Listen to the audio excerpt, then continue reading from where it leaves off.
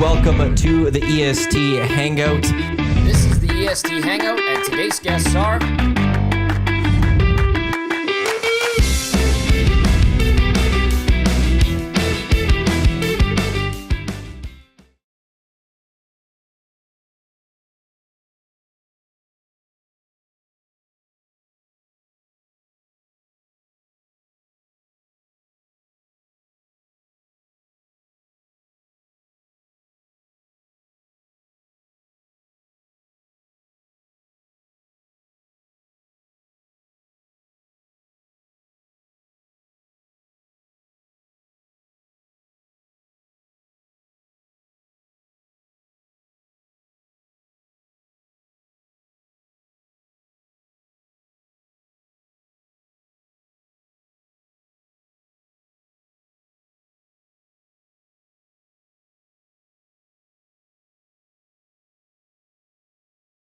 Canadian storage provider Sentinel.ca.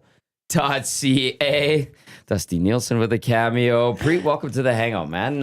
Thank you for having me. Yeah, we'll get that mic nice and close. There Awesome. we go. Yeah, there you go. I know, well, you've got a relation to Jasmine. You guys want to talk about the family thing first, or do you want to talk about business and it's tax season and all that fun stuff? I'm here. You guys are the experts. I'm just kind of here to You're here to shred the Oilers. Yeah, exactly. Yeah, okay, good. No, it's all good. And the Giants. Well, we can do that too. Yeah, we got a Cowboys fan, Giants fan, Cardinals fan, and you... Colts. Oh, yeah, I never really knew that about you.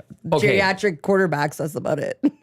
Very true. Very true. Aaron Rodgers is available. Yeah, I know. I thought he'd go to Seahawks. I was quite surprised with that signing. Right? But Preet and I are, his dad and my dad are first cousins. Yeah. Nice. And Preet and I are, I guess, the oldest in our cousins group that are in Edmonton. We also have lots of toxic cousins in BC. Did you say toxic? Yes, because they're Canucks fans. Oh, right. Okay. So we were late. Yeah. We were late on that. But me and Preet are tight. He's like he's my big brother. So Thank you. Yeah. Ditto. I guess small Nice. sister. Yeah, younger sister. Well, I'm the oldest. Yeah. You're the, basically, okay. Well, she's become part of the family here, obviously. I'm sure there's some tendencies that we could discuss. Yeah, love to. Yeah. Tommy, what are you mad if today? it's fair game, if it's fair game. Yeah, I'm ready to discuss.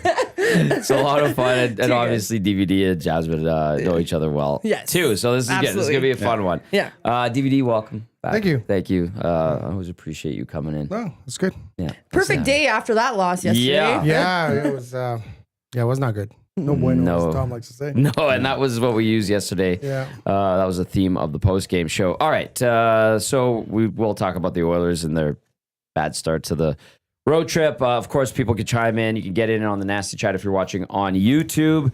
Hit that thumbs up button. We appreciate it very much. And if you're listening on iHeartRadio, TuneIn Radio, EdmontonSportsTalk.com's audio player, Amazon Music, Apple Music, all of the platforms where you can listen live. Text us 780-218-9999. I am getting into the you're gonna watch the monitor. Yeah, I'm hopping in the chat in just a I'll go on second. the I'm just trying text to line. quickly post this. All right, she's posting. We're doing social Brendan's media not here stuff. today, so we just had to. Brendan, get well soon. We want you to get well. He messaged me this morning. He wasn't feeling too great. All right, the Oilers lose 3-2 to the Buffalo Sabres. Preet is new to the show on the air with us. Your impressions of last night's game in Buffalo? Yeah, I think the biggest thing that still stresses me out going into playoffs is the goalie situation. I know it's, we harp on it a lot, and I feel bad for Stu. I love Stu, and I really hope he can regain his confidence. But yeah, if we shouldn't be losing these games. I just don't know. I know that goal you could kind of partly blame Bouchard as well. Very soft play. Yeah.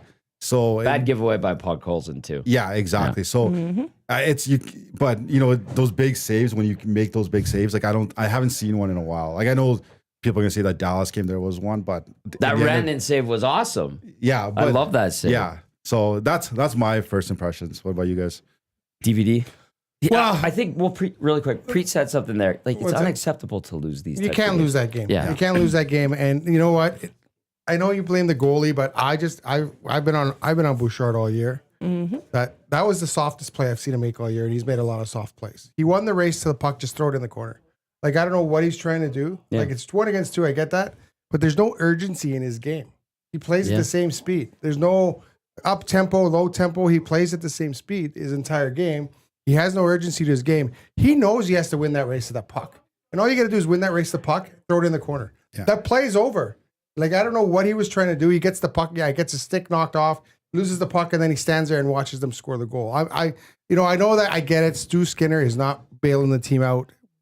But he did make a huge save to keep it at 4-3. Yeah. At 3-2. Yeah. Later in the game. That's true. So, yes, but the team in front of him is not playing very well. And we were talking about this. I was talking about Dustin Nielsen. Ryan Nugent-Hopkins has 39 points. He's 2 years removed from a 100-point season. Like, where is Ryan Nugent-Hopkins? One goal in 14, like Jack was saying on the one goal in broadcast. 14 games. And he's not like he's a bottom six guy. He's playing on the top line with Connor McDavid. Yep. Playing top power play minutes. He's getting and he's not producing. And I don't hear anyone saying, hey, what's wrong with Ryan Nugent-Hopkins? It's always back to the goalie. Well, where's RNH? Zach Hyman's got what, 20-some goals? 21 now. 21 goals I believe, now? Yeah. The 50-goal scorer, or he was last year. Or he should have at least, in the 40 range. He's not scoring. So you look at those numbers, and everyone is down from what they were a year ago or a year before. So I think, yes, the goaltending sometimes has to mask your deficiencies in your game. But you start picking apart this team, there's a lot of deficiencies in this team right now, and they're not playing very good hockey. And to me, that third goal was just a definition of Evan Bouchard's season. No urgency, not a smart play, gets muscled off the puck, and they costed him. So Hyman, 22 goals on the season, had that 2-goal night against Dallas, so he's up to 22 now. But you're right, 54 goals last year. Nugent-Hopkins, a far cry from the Nugent-Hopkins we saw last year, especially 2 years ago, DVD, like you said. I did see, I'll put this out to you guys. I did see some out there mention that Evan Bouchard on that goal was being accosted and he was being slashed. I don't really buy that argument, though. Someone said that they got I saw multiple people saying, hey, Tage Thompson slashing Bouchard's hand, and then you had Josh Norris slashing his stick. So that should have been maybe a penalty, or that's why he couldn't make a hard play on it. I don't buy that for a second. What do you guys think on that? Yeah, I think there obviously could have been a penalty there for sure, but as DVD mentioned, like the smart play would have just been throw it in the corner, right? Yeah. And so that he still could have done that, right, or tried to at least. I don't think I don't think that was even like in his like on his mindset at that point to try to throw in the corner. So I don't know if that. Yeah, you can kind of partly blame that, but I wouldn't say that's the reason that happened, right? That part happened.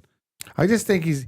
Like I get it. I get it from the analytics community all the time about how good his analytics are, and he's just not playing the same way. Like every time you see a turnover, it's number 2 has done it. Yeah. Every time you see a guy in front of the net, it's number 2 that's in front of. Like he's just playing so poorly this season, and it's got to be addressed. And I get it. He's got good Corsi because he stands at the blue line and watches McDavid and Nugent and Draisaitl cycle a puck and get 4 shots on net.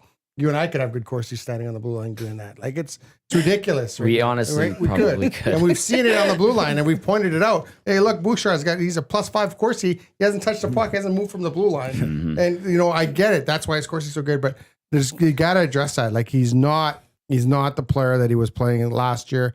He's not playing hard. Right now, he's one of the biggest problems on this hockey team.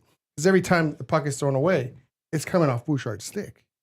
Sure feels that way, and it has happened a lot. Jasmine, you haven't said anything about this loss yet. You know what? Bob Stauffer said in the second intermission when it was 2-2, he's like, he did not have a good feeling about a win, and I didn't either. I don't know why everybody's so surprised we lost. At least it was like a 3-2 loss. Like, what number relaxed. do you were again?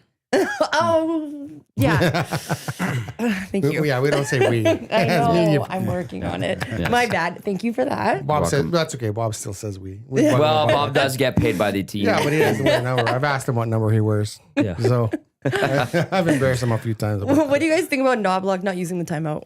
That's an interesting one. You know what? Because the guys were tired. Like the other team was tired. I thought McDavid was upset about that as he left the ice. He was upset about something. But here's the thinking behind that. They've iced the puck. They got 5 guys on the ice that are dog tired. Yeah. And McDavid and Draisaitl are supposed to be the fittest guys in the league. So do you give them a chance to rest on an icing? Or do you just go with it? Because those guys are dog tired out there. my instinct would want my guys to be as fresh as possible, regardless of the other guys.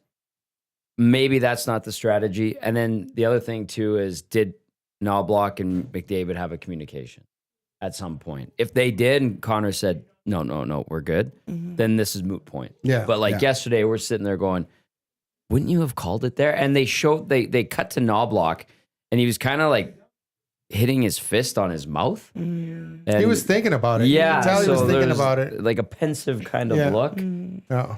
But it's a half of one, half of like, you do want to give those guys a rest who have just iced the puck twice, have been on the ice for whatever, minute and a half, 2 minutes.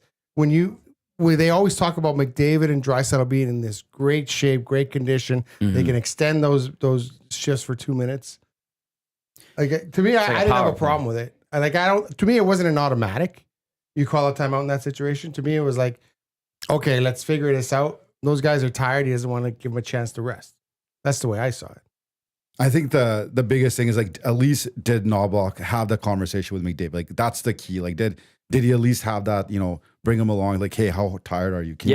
And if he did, then McDavid shouldn't be frustrated. He's probably not, who knows what he's actually frustrated about when he was coming off the ice. But if that's the reason, then I would be too, if you didn't even if Knobloch didn't even go up to him like, hey, like, how are you feeling? Right. Yeah. Like we assume he's not tired, but I think he was playing at the 4-minute mark as well. So his break was probably like a minute and a half before he came back on. Yeah. So it's not like maybe he was a little bit, I'm just kind of laying it out that way. Well, and they had that shot of it. They did a great job on the truck where they had McDavid. They held the shot on him as he was skating up ice from the icing, and he was looking at the bench.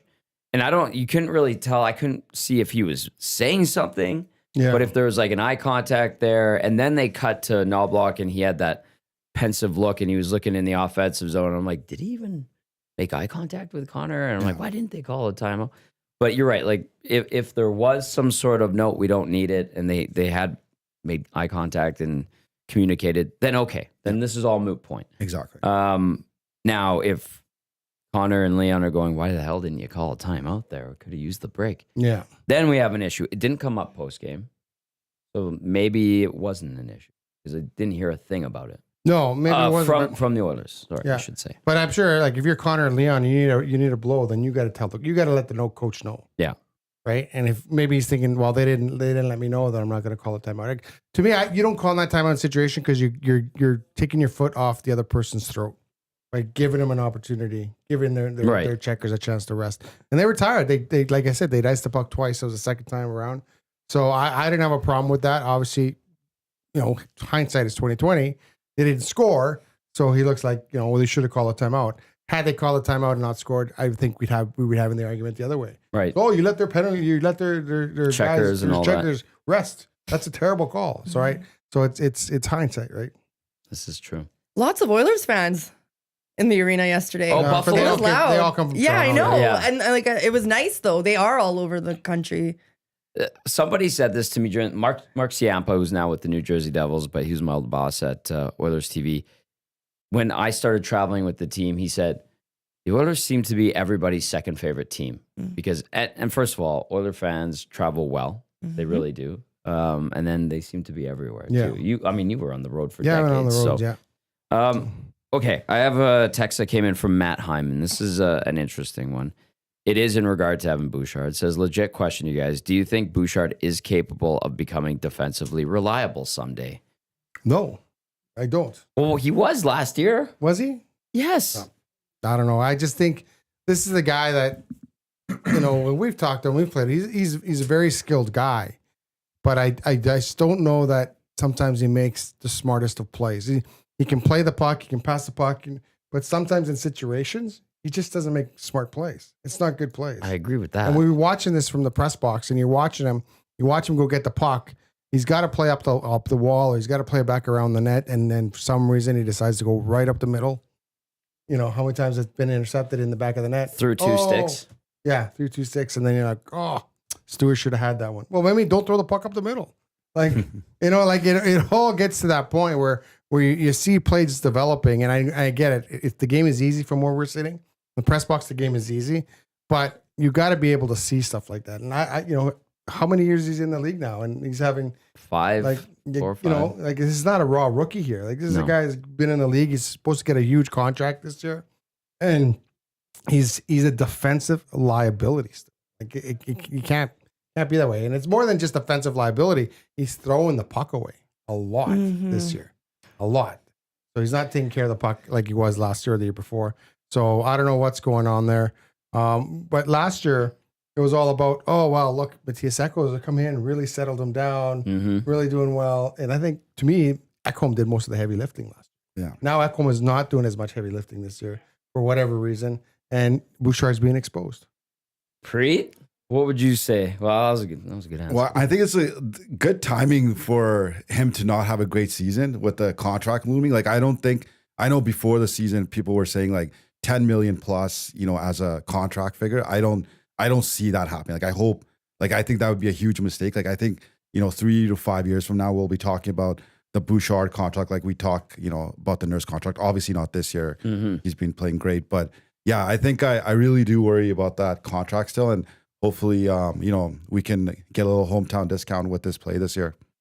The ask was going to be ridiculous, but I think it's valid, like you just said, the way, and you have outlined that the play hasn't been particularly strong to command that type of money. See where it ends up, but I think I'm with you guys. It's not that great. Jasmine? No, I think we missed Ekholm yesterday. I think that's a big part of it as well. It is. And it's okay, guys. They always lose in Buffalo. It's not a big deal. Relax. 1 win in their last 5 visits somehow. Wow.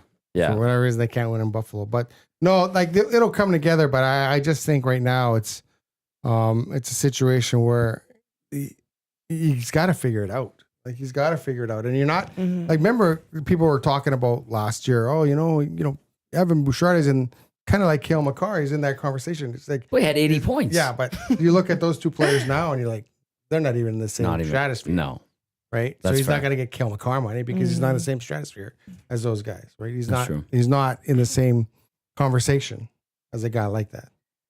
Yeah, I worried about Tommy in the nasty chat again yesterday. I'm like, here we go. Well, no, I didn't even look. Well, I did I look at the literally nasty. popped in it yesterday after and it was just like boom, boom, boom, Skinner. I'm like, alrighty then. Hey, you know how they have the AI generated synopsis I of was the nasty screenshotted chat? you. I was like, I read it right before we started the show, and it's like, fans of the Oilers are not happy with goaltender Stuart Skinner's performance and Coach Jay Woodcroft. Oh, that's all. And I was like, Is that Woodcroft on it said Woodcroft. I was like, what's going on here?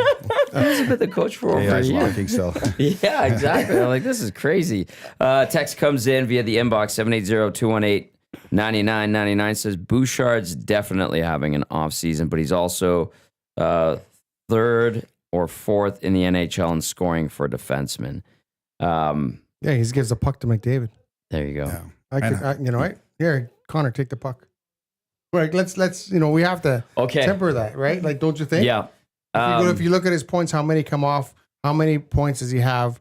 You know, McDavid and Bouchard, how many points are they in on the same goal? How many would you say? Where Bouchard and McDavid are in on the same goal? 30%, I would say 40%? it's probably 80% of Bouchard's points are McDavid, Yeah. at least. Yeah. So, I'm not good at math. Preet. Yeah, That you know, Help me out here. it's sad. Like I'm in a fantasy league. Shout out Loyalty Fantasy League. Nice. I had my first round. I was like late pick, and I picked Bouchard over Quinn Hughes.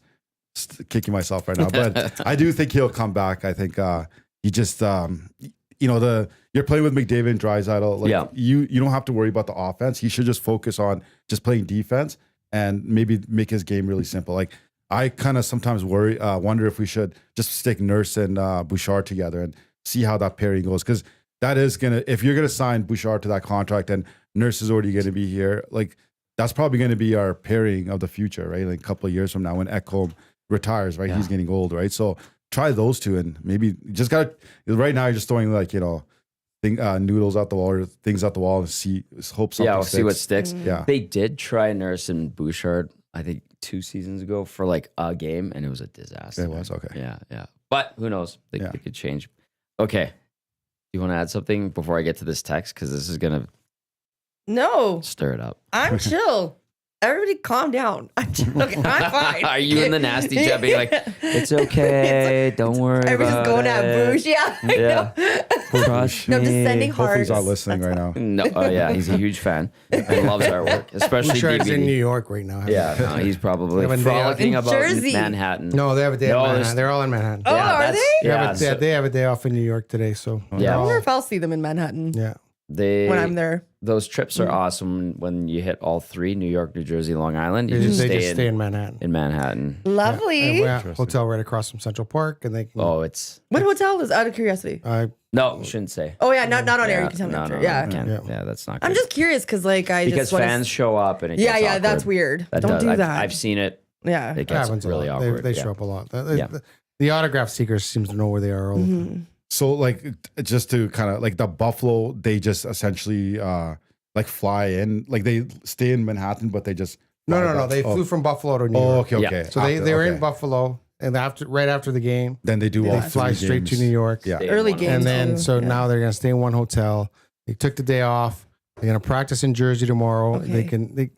I've done that bus from New York to New Jersey. It's kind of interesting. It's 20 minutes. Is Yeah, it? but- I was just gonna ask It's you. awesome. It's Well, 20, yeah, because yeah. it's 10 minutes from MSG, like Without Manhattan. traffic. Yeah. and that Without can traffic, get and trying nasty. to drive two big buses there. That was interesting. It's fun though. But yeah, they're gonna go practice there, and then they're gonna come back, and then they'll play the game there. Then they're gonna come back, then they're gonna go to Ireland, Yeah. play the game there. Then they're gonna come back. So The Manhattan Hotel is like home base for the. that's gonna be the home base. Yeah. So Yeah. it would be a great Yeah. trip. So That's Just awesome. don't be hungover, boys, please. no, Go to they'll- a show. Watch. I don't know. Yeah, there's It's New lots of York. museum, I right? don't know. Yeah. yeah, There's a lots- lot. There's lots to do. Oh my so. God, is there ever? Okay, guys, get ready for the Al. Al always likes to Okay.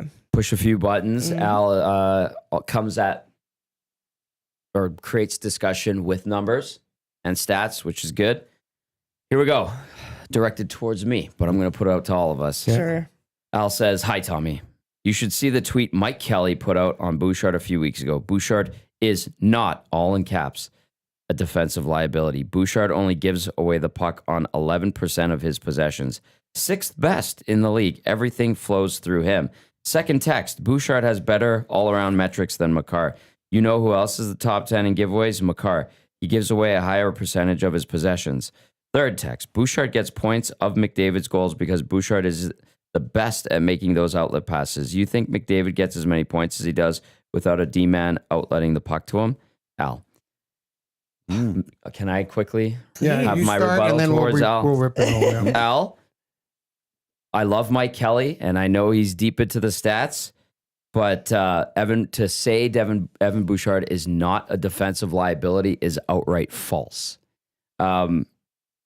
The puck, he only gives away the puck on 11% of his possessions. However that metric is broken down, okay. But those 11% giveaways are absolutely atrocious. Also, when he is soft on the puck, maybe he doesn't get charged for a giveaway, but makes a super soft play, isn't paying attention defensively. He is a total defensive liability. Let's go into the next part. Makar gives away the puck a lot. Well, okay, fine. But Makar doesn't seem to have the egregious, boneheaded plays that Bouchard does. Maybe he does from time to time, but we don't see it on the highlights every single night. Makar, to me, watching him when I do, way harder on the puck than Evan Bouchard. Stronger on his stick than Evan Bouchard.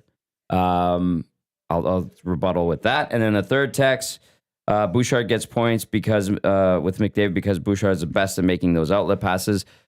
I'll just say this. I think you could put Jake Wallman, Matthias Ekholm, Darnell Nurse out there with McDavid, and those guys would be adequate distributors of the puck, making outlet passes to him, and those guys would benefit with the points as well. So that's what I would say to all three of those point. texts. Who wants the next? Well, the outlet pass thing is like kind of comical because how many times does McDavid circle back in his own end and just literally take the puck from Bouchard? How many times does that happen? Yeah. How many times on lot. the power play does Bouchard just stop and just throw the puck back to McDavid so he can gain the zone? Like that. Like let's be ridiculous. Like, and then if you're gonna like, you can move statistics or analyze statistics to basically make any argument. Like they cherry pick statistics. I get that. And I think that's what the issue I have with some of the analytics communities, that you cherry pick statistics. Also, this is one thing too. Rob and I were up in the press box. We're watching the game. We saw Bouchard turn the puck over 4 times. We look at the game sheet, 1 turnover. Like, what constitutes a turnover now? Like, where are you getting those stats? Are they the official NHL stats? Yeah. Are they? Because we were laughing interesting. about it. Yeah. There's he threw the puck away 4 times, and there's only 1 turnover on the sheet. So that, you know, those are things. And to if someone were to say to you, "Hey, would you rather have Evan Bouchard or Cale Makar?" It's not even a conversation. Yeah. So to suggest that Makar throws the puck or gives the puck away more and Bouchard does it, that's unbelievable to me that would be even in the conversation. Yes, you can try and build statistics and do whatever you can to make your point, but that's the thing about statistics. You cherry pick from here, cherry pick from here, cherry pick from here. Hey, you know, like, and that's the issue I have with it. We watch him play every night, and every night he's making 2 or 3 or 4 egregious turnovers with the puck. I get it that he's trying to make plays, but sometimes you just gotta make the safe play. And how many like there was a goal last week where he kind of just he threw the puck right up the middle, right up on someone's stick, and then everyone's going, well, where's he going with that? There's 2 stick. I know which one you're talking about. And everyone's like, what was he trying to do there? Like, what?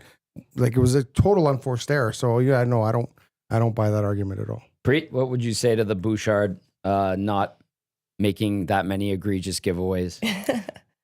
Have you ever seen like Bouchard in the last 2 minutes of a game? Like that should answer that question, right? Like you don't trust him defensively, right? Unless he's with Ekholm, he would be out there. But he's I kind of You're a numbers guy. Yeah. I'm not an analytics guy, so like I understand exactly what you're saying, Derek. Like a lot of those AI or analytic guys out there, they'll pick what they want to, like the story they want to tell, and you can find enough stats to kind of back that up. But this one, I'm not really a fan of. It's like saying a guy, like, I'm gonna switch to basketball a little bit for a second, but Luka Doncic got 6 turnovers. So is Luka Doncic a bad point guard? No, he's trying to distribute the ball a lot more than the other guys. And so does that, obviously I don't want to compare 2 sports, but that's kind of similar. I feel like that's a similar argument. Jazzy, last word to you on that. That's a good one. I think it's in classic Oilers fashion. There's the turnovers. We Oilered ourselves. Oilers were Oilering. It wasn't that Buffalo was a better team, just that we needed to play better.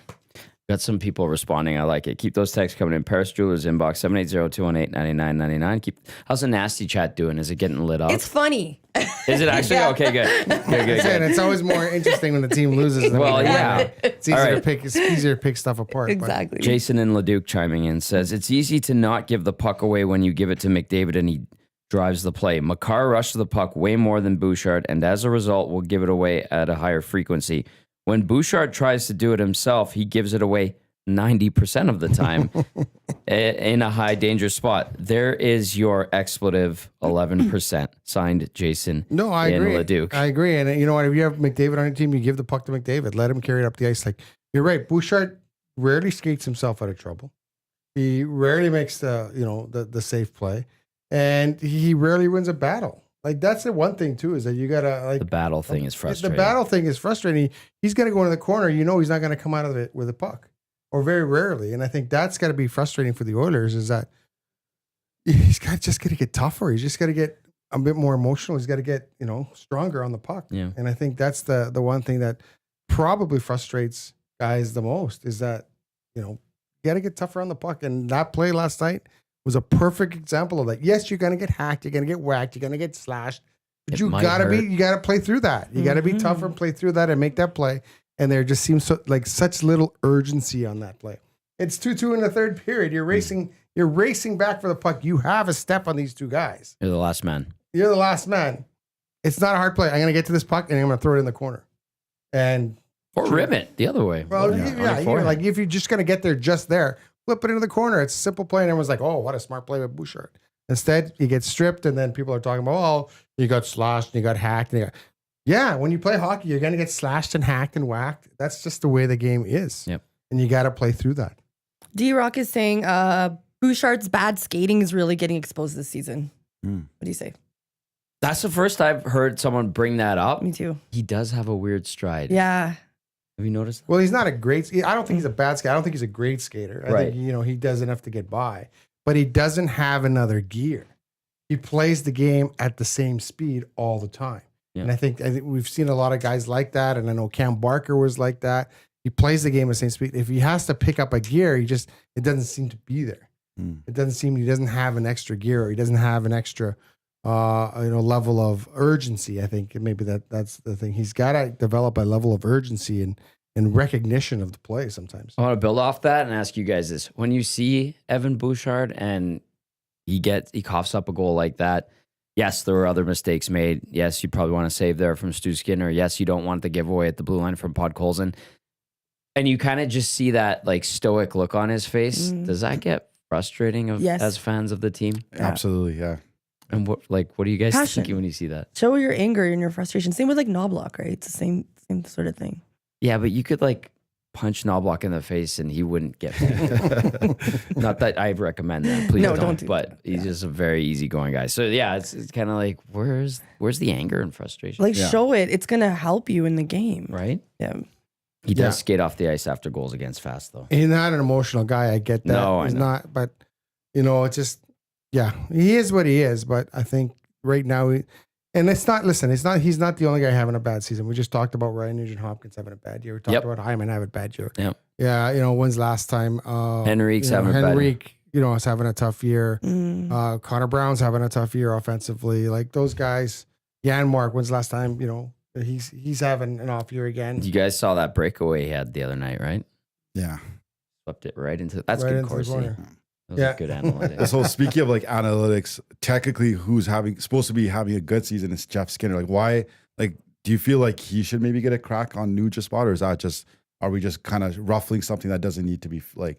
It's like don't fix something that's not broken. Well, okay, power plays top 10 still. I think it was going into action yesterday 5th. It dropped to 7th at one point, I think last week. I don't know. Like it has become stagnant. It has. And here's the issue I have is that there's no accountability for guys in the top 6 and the top 2 pairings. Like there's like no accountability, or there seems to be little accountability. Like Nugent Hopkins hasn't done anything on that power play, and he still goes out there every power play. Every power play goes out there. Bouchard, he's got 2 power play goals all year, but he's still the guy out there, still on the power play. And those guys, when they make a mistake or do something, it just seems, Bouchard's right back out there. Yeah. He just threw the puck away, right back out there. The puck away. And other guys, if you're on a third or fourth line, you make a mistake, he'll plant you on there for like 10, 15 minutes to kind of think about what you did. Yeah. But those other top guys don't seem to have that accountability. And I think that, you have to do something about that. Like, hey, you know what? You guys aren't scoring the way you're scoring last year. How about Nuge and Hyman sit out this power play and we'll put out someone else? Just to send a message to say, guys, let's go here. Wake up. Yeah. Let's go. Like this, there's no accountability when it comes to those spots. They can do whatever they're doing, and they're not going to lose that spot on the number 1 power play. Like, there's no fear. Yeah, and no if repercussions. I was another player, I'd be like, well, I can go on the power play and not score any goals either. Put me out there. Okay, Collingwood Rob Texan said, so if Makar gives the puck away, but he gets it back or kills the chance, Bouchard's giveaways lead to goals against. This is where analytics is wrong. It doesn't pass the eye or the smell test. That's from Collingwood Rob. Bronco Nick says, Tommy, I hope someone offer sheets Bouchard. I doubt it happens, but you never know. 6.1 million to 9.1 million is a first, second, and third. 9.1 million to 11.4 million is 2 firsts, a second, and a third. Those are numbers we could talk about to get those high draft picks. Here's another one. Comes in, says, Nuge and Bouchard both play the same on cruise control. And then this one says, 31 other teams would take Bouchard. Running players out of town all the time will not help the team. Well, we're not saying get rid of him, although Bronco Nick suggests that they offer Sheeta. It's just, hey, where's Evan Bouchard from the end of last season and the end of 2 seasons ago? Right? There's a player there that gives everybody excitement and hope, isn't there? Yeah, I think it's between the years. I think he just needs to didn't we have a sports psychologist last year in the playoffs? Still on the staff. He's still around. George Mumford. This is the number 1 thing I pump all the time is George Mumford. Yeah. He needs a one-on-one with Skinner for starters, let alone the whole team. And I think that's a huge impact when they do that. Do you have any insight on that by any chance? He's around. I've seen him around. Yeah. Have you seen him around lately? I saw him maybe a month ago. Maybe a month and a half ago. A month ago's too long. He's got other clients. Like he's not exclusive to the Oilers. Yeah, that's right. He's a big deal, He's a right? big deal. But we I'm need sure him. he's probably sitting beside But LeBron somewhere. He's from Boston, and they are on this road trip, so I'm sure they're gonna. Maybe they're bring gonna him They be- in. might have had, Yeah. yeah. Talk See, I to didn't him. ask if anybody on the road if they saw him, but he might meet up with the team there. Yeah, But but no, he did wonders for this club last year. But, yeah, but sometimes you know Stuart Skinner is what Stuart Skinner is. Like it's gonna be like I think people are expecting more. Like he's a solid goalie that's gonna give up a bad goal, and I think he's got to get if he gets that bad goal out of his system, then he's gonna be a solid goalie. But you talk about running guys out of town, right? They ran Devin Dubnyk out of town. What happened to Devin Dubnyk? Right? Yes. They ran three-time All-Star. Cam Talbot out of town. Look at Cam Talbot, what he's been doing. So sometimes you have to have patience, and you forget how old is Stuart Skinner? 24. 26 now. Is he that? I thought he was younger than that. Well, but he was like he's still not in his prime. Like goaltenders in their prime, they get a little older when they're in their prime. So you want to give up on this guy? I'm not sure I'm ready to give up on this guy. And remember, it's supposed to be Campbell was supposed to be our number one, not Skinner. I just don't like this narrative that we need a new goalie. Like who are you gonna get? I'll tell you what they'll say. Yeah. Right? Preet, go for it. You can answer that one. Well, yeah, I don't know. Who like, did everyone want? Gibson, right? Yeah. Yeah. Yeah. And I think he I don't know. I think Gibson got like injured a day or two before deadline. I don't know if that was a reason why. Well, he barely finishes games anymore. Yeah, that's true. Yeah, the Oilers have been circling around Gibson for a while. To be Yeah. honest with you, it's not the first time they've gone after him. But They've asked. How old is he? 31. yeah, Gibson's 31. So they've asked, but this is your guy, and I just think that it's easy to. Okay, he didn't bail us out this time. That's the problem. I was like, well, maybe we should address certain situations in front of him. Like the Oilers are only scoring 2 goals in Buffalo.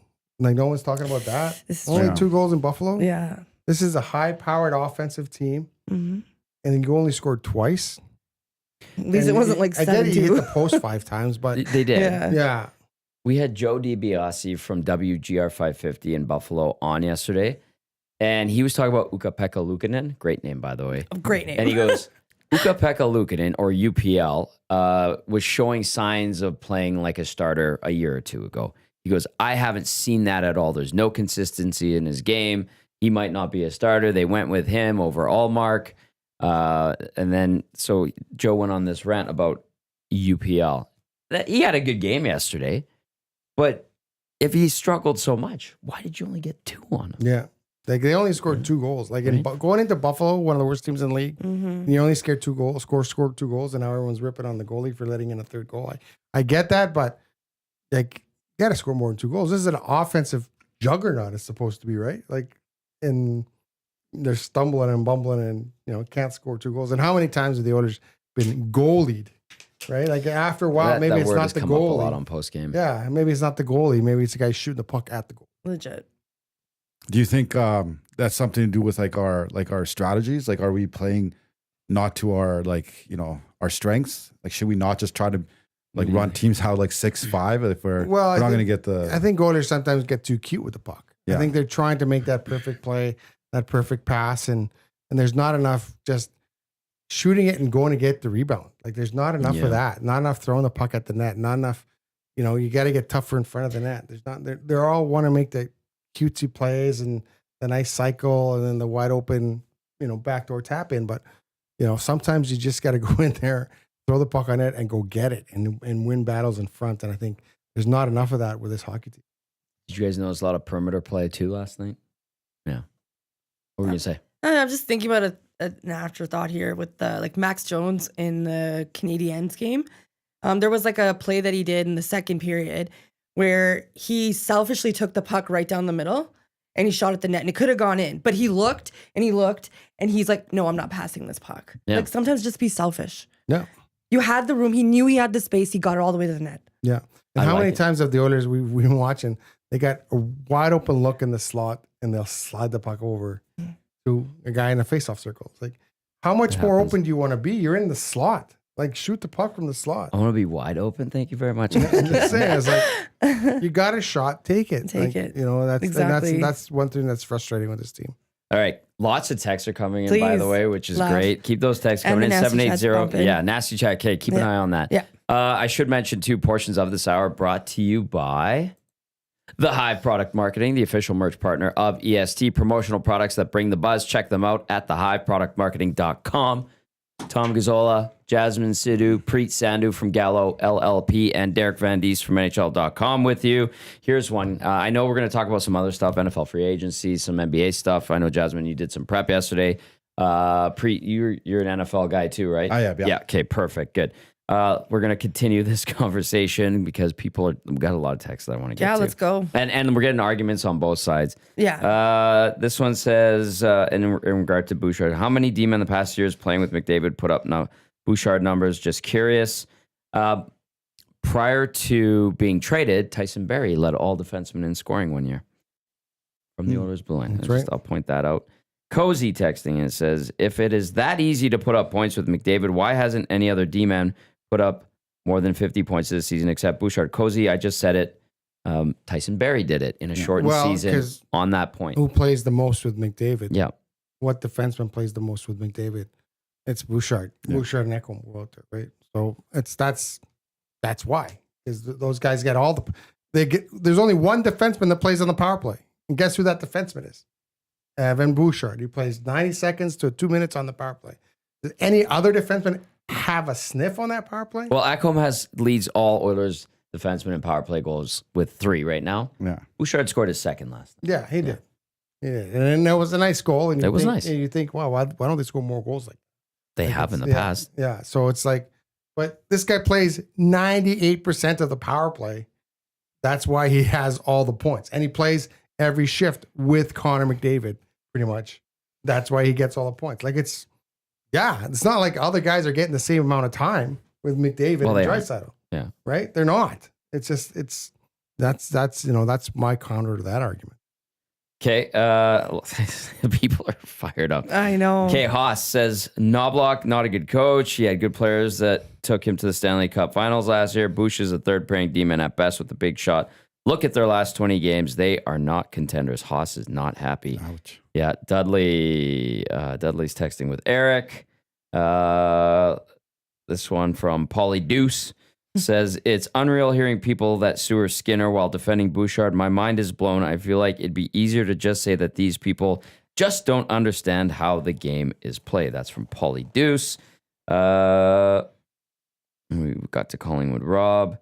Go to Looney Len, who says, we always call our son one speed Reed. Maybe we should start calling Evan one stride Boosh or one push Boosh. This one says, yes, score 2 and blame the defense and the goalie. This team is top heavy. They can't score 2 goals and win. This one says, okay, DVD, you said a lot of valid things about all the negatives. Now say something positive. If all you do is score the negatives, you won't ever be able to see any positive. Can you say one nice thing, please? Please. They're second place in the division. There you go. They're going to make the playoffs again. Yeah, that's right? very Like, positive. that's a positive They're going to thing. be a different team in the playoffs on top of that. Yeah, it's tough to switch on, right? And what are we, 4 points out of first right now in the division? Vegas is playing Pittsburgh today. Yeah. Well, they could have pulled within. That was like you got to keep pressure on Vegas for the top of the division. For sure. You have to. Yeah. Like I'm going to say this till I'm blue in the face. I don't think it's a good idea for the Oilers to play Los Angeles for the 4th time and try to beat a team 4 times. Eventually, the odds catch up to you. Eventually, they catch up to you. Like, you know, I still think Maddie says that too. I don't agree. Yeah, eventually the odds, it's like rolling a dice. Man. Eventually, you're going to get a bad roll. Or you're going to get a bad roll or a bad break or something's going to happen. Like and these guys talk about they want the easiest road, right? And that's by finishing first in the division. You have to try and finish first. Pave it for yourself. Yeah. You talk about it. That's great. But go pave it. Yeah. Make it easy and then for when yourself. you drop opportunities, like you had an opportunity to pull within 2 points and you drop that opportunity. And like that's got to be frustrating. Yeah. It's frustrating for everyone. But, this team, like the thing is, it's a good hockey team. I think that's why they went to game 7. I've defended, they went to game 7 of the Stanley Cup last year. They right? did. And now we're like, the coach is no good. The goalie's no good. The defense is no good. The scoring is no good. They were a goal away from winning the Stanley Cup last year. Legit. Right. So, exactly. But wait, stop saying that. That's what people keep saying. Stop Why? talking about them going to the Stanley Cup final and going to game 7, losing by a goal. That's a massive. I've seen so many texts say that in post game. It's a massive deal. Yeah. How could you not bring that up? Yeah, it's not easy to get there. It's not easy to get there after their season last year. No. And how they turned things around. I think, I don't think this team can flip the switch at the playoffs. You gotta start playing well before that. Interesting. Because the playoffs, look at Winnipeg last year. Oh, we'll switch it on to playoffs. Yeah. It was over in 5 games. Suddenly you lose the first 2 games of the playoffs, all of a sudden, this season could be over really, really quick. And it happens a lot. We've seen it happen in the past where a top team starts rolling in. We'll just turn it on the playoffs. It doesn't happen. You have to go in there playing well. Any fears of that? Yeah, I think like you always have, like you look at the 2006 Oilers, like they came in hot, like they were they were able to propel against like top teams, like that year the Red Wings and the Ducks and Sharks, right? So I think I agree with you, Derek. I think we need to turn it around. Looking at the standings, I think if we could get first, like, is there a chance that we could play Calgary in the first round? Yeah. Like if they make it? Well, no, Winnipeg's. Okay. Winnipeg Unless Calgary beats Minnesota out. Calgary's got to get the first one. Okay. Yeah, It'll be the Canucks. That would be. They'll definitely sneak in. The Canucks are struggling too. They're kind of in a spot where they're ready to drop off. Like they are. Like, and I think the coach has checked out on them. I've heard that. Right. I think he doesn't like the direction the team is going, and he's trading away the heart players. They're trading away the heart players. Yeah. Like say what you want about JT Miller, he cares, and he might be too hard on some players. But he cares. Bad decision. And Brock Besser cares, and some of those guys, Quinn Hughes cares, and those are Rick Tocchet guys that care. He was a heart and soul guy, and you start moving heart and soul guys from your organization. Then you're like, well, maybe I don't fit here. Like I don't know what's going on over there, but True. They should have won against Dallas. Dallas had a back-to-back with us. And Canucks did not show up and they lost 3-1. Yeah.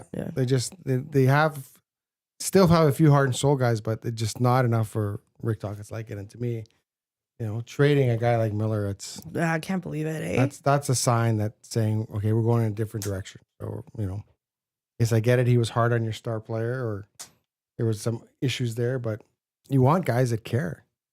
Yep. Right? I would rather have JT Miller than Elias Pettersson. Absolutely. Right? Like you want guys that shows care, emotion. show emotion, and like go back to your point, show some emotion. Be pissed off if you give the puck away. Like, slam your stick on the ice or something. That's or right. punch somebody in the face. That's a great way to get classic stressed out. Miller style. It's classic. Yeah. But if you're, like it's, a lot of people say, oh, you just punch someone, but they'll probably punch you back. Bring it on. I got the hot take of the day here. Bring it. We need Evander Kane back in the lineup. Hell yeah, we do. Well, yeah. I'm not arguing that. Not arguing that. Yeah. He adds a lot, and if he can come back and be, a semblance of the Evander Kane that we saw in the playoffs 2 years ago. Yeah. And that's going to be a huge addition for this team. But like emotional. Exactly. Yeah. Physical and emotional. Yeah, you do that. You need that. Yeah. You need that. And but it'll be interesting to see when you sit out the whole year, you haven't been able to skate because they ripped out everything in your stomach. And then you have a bad knee. It's like he's so far behind.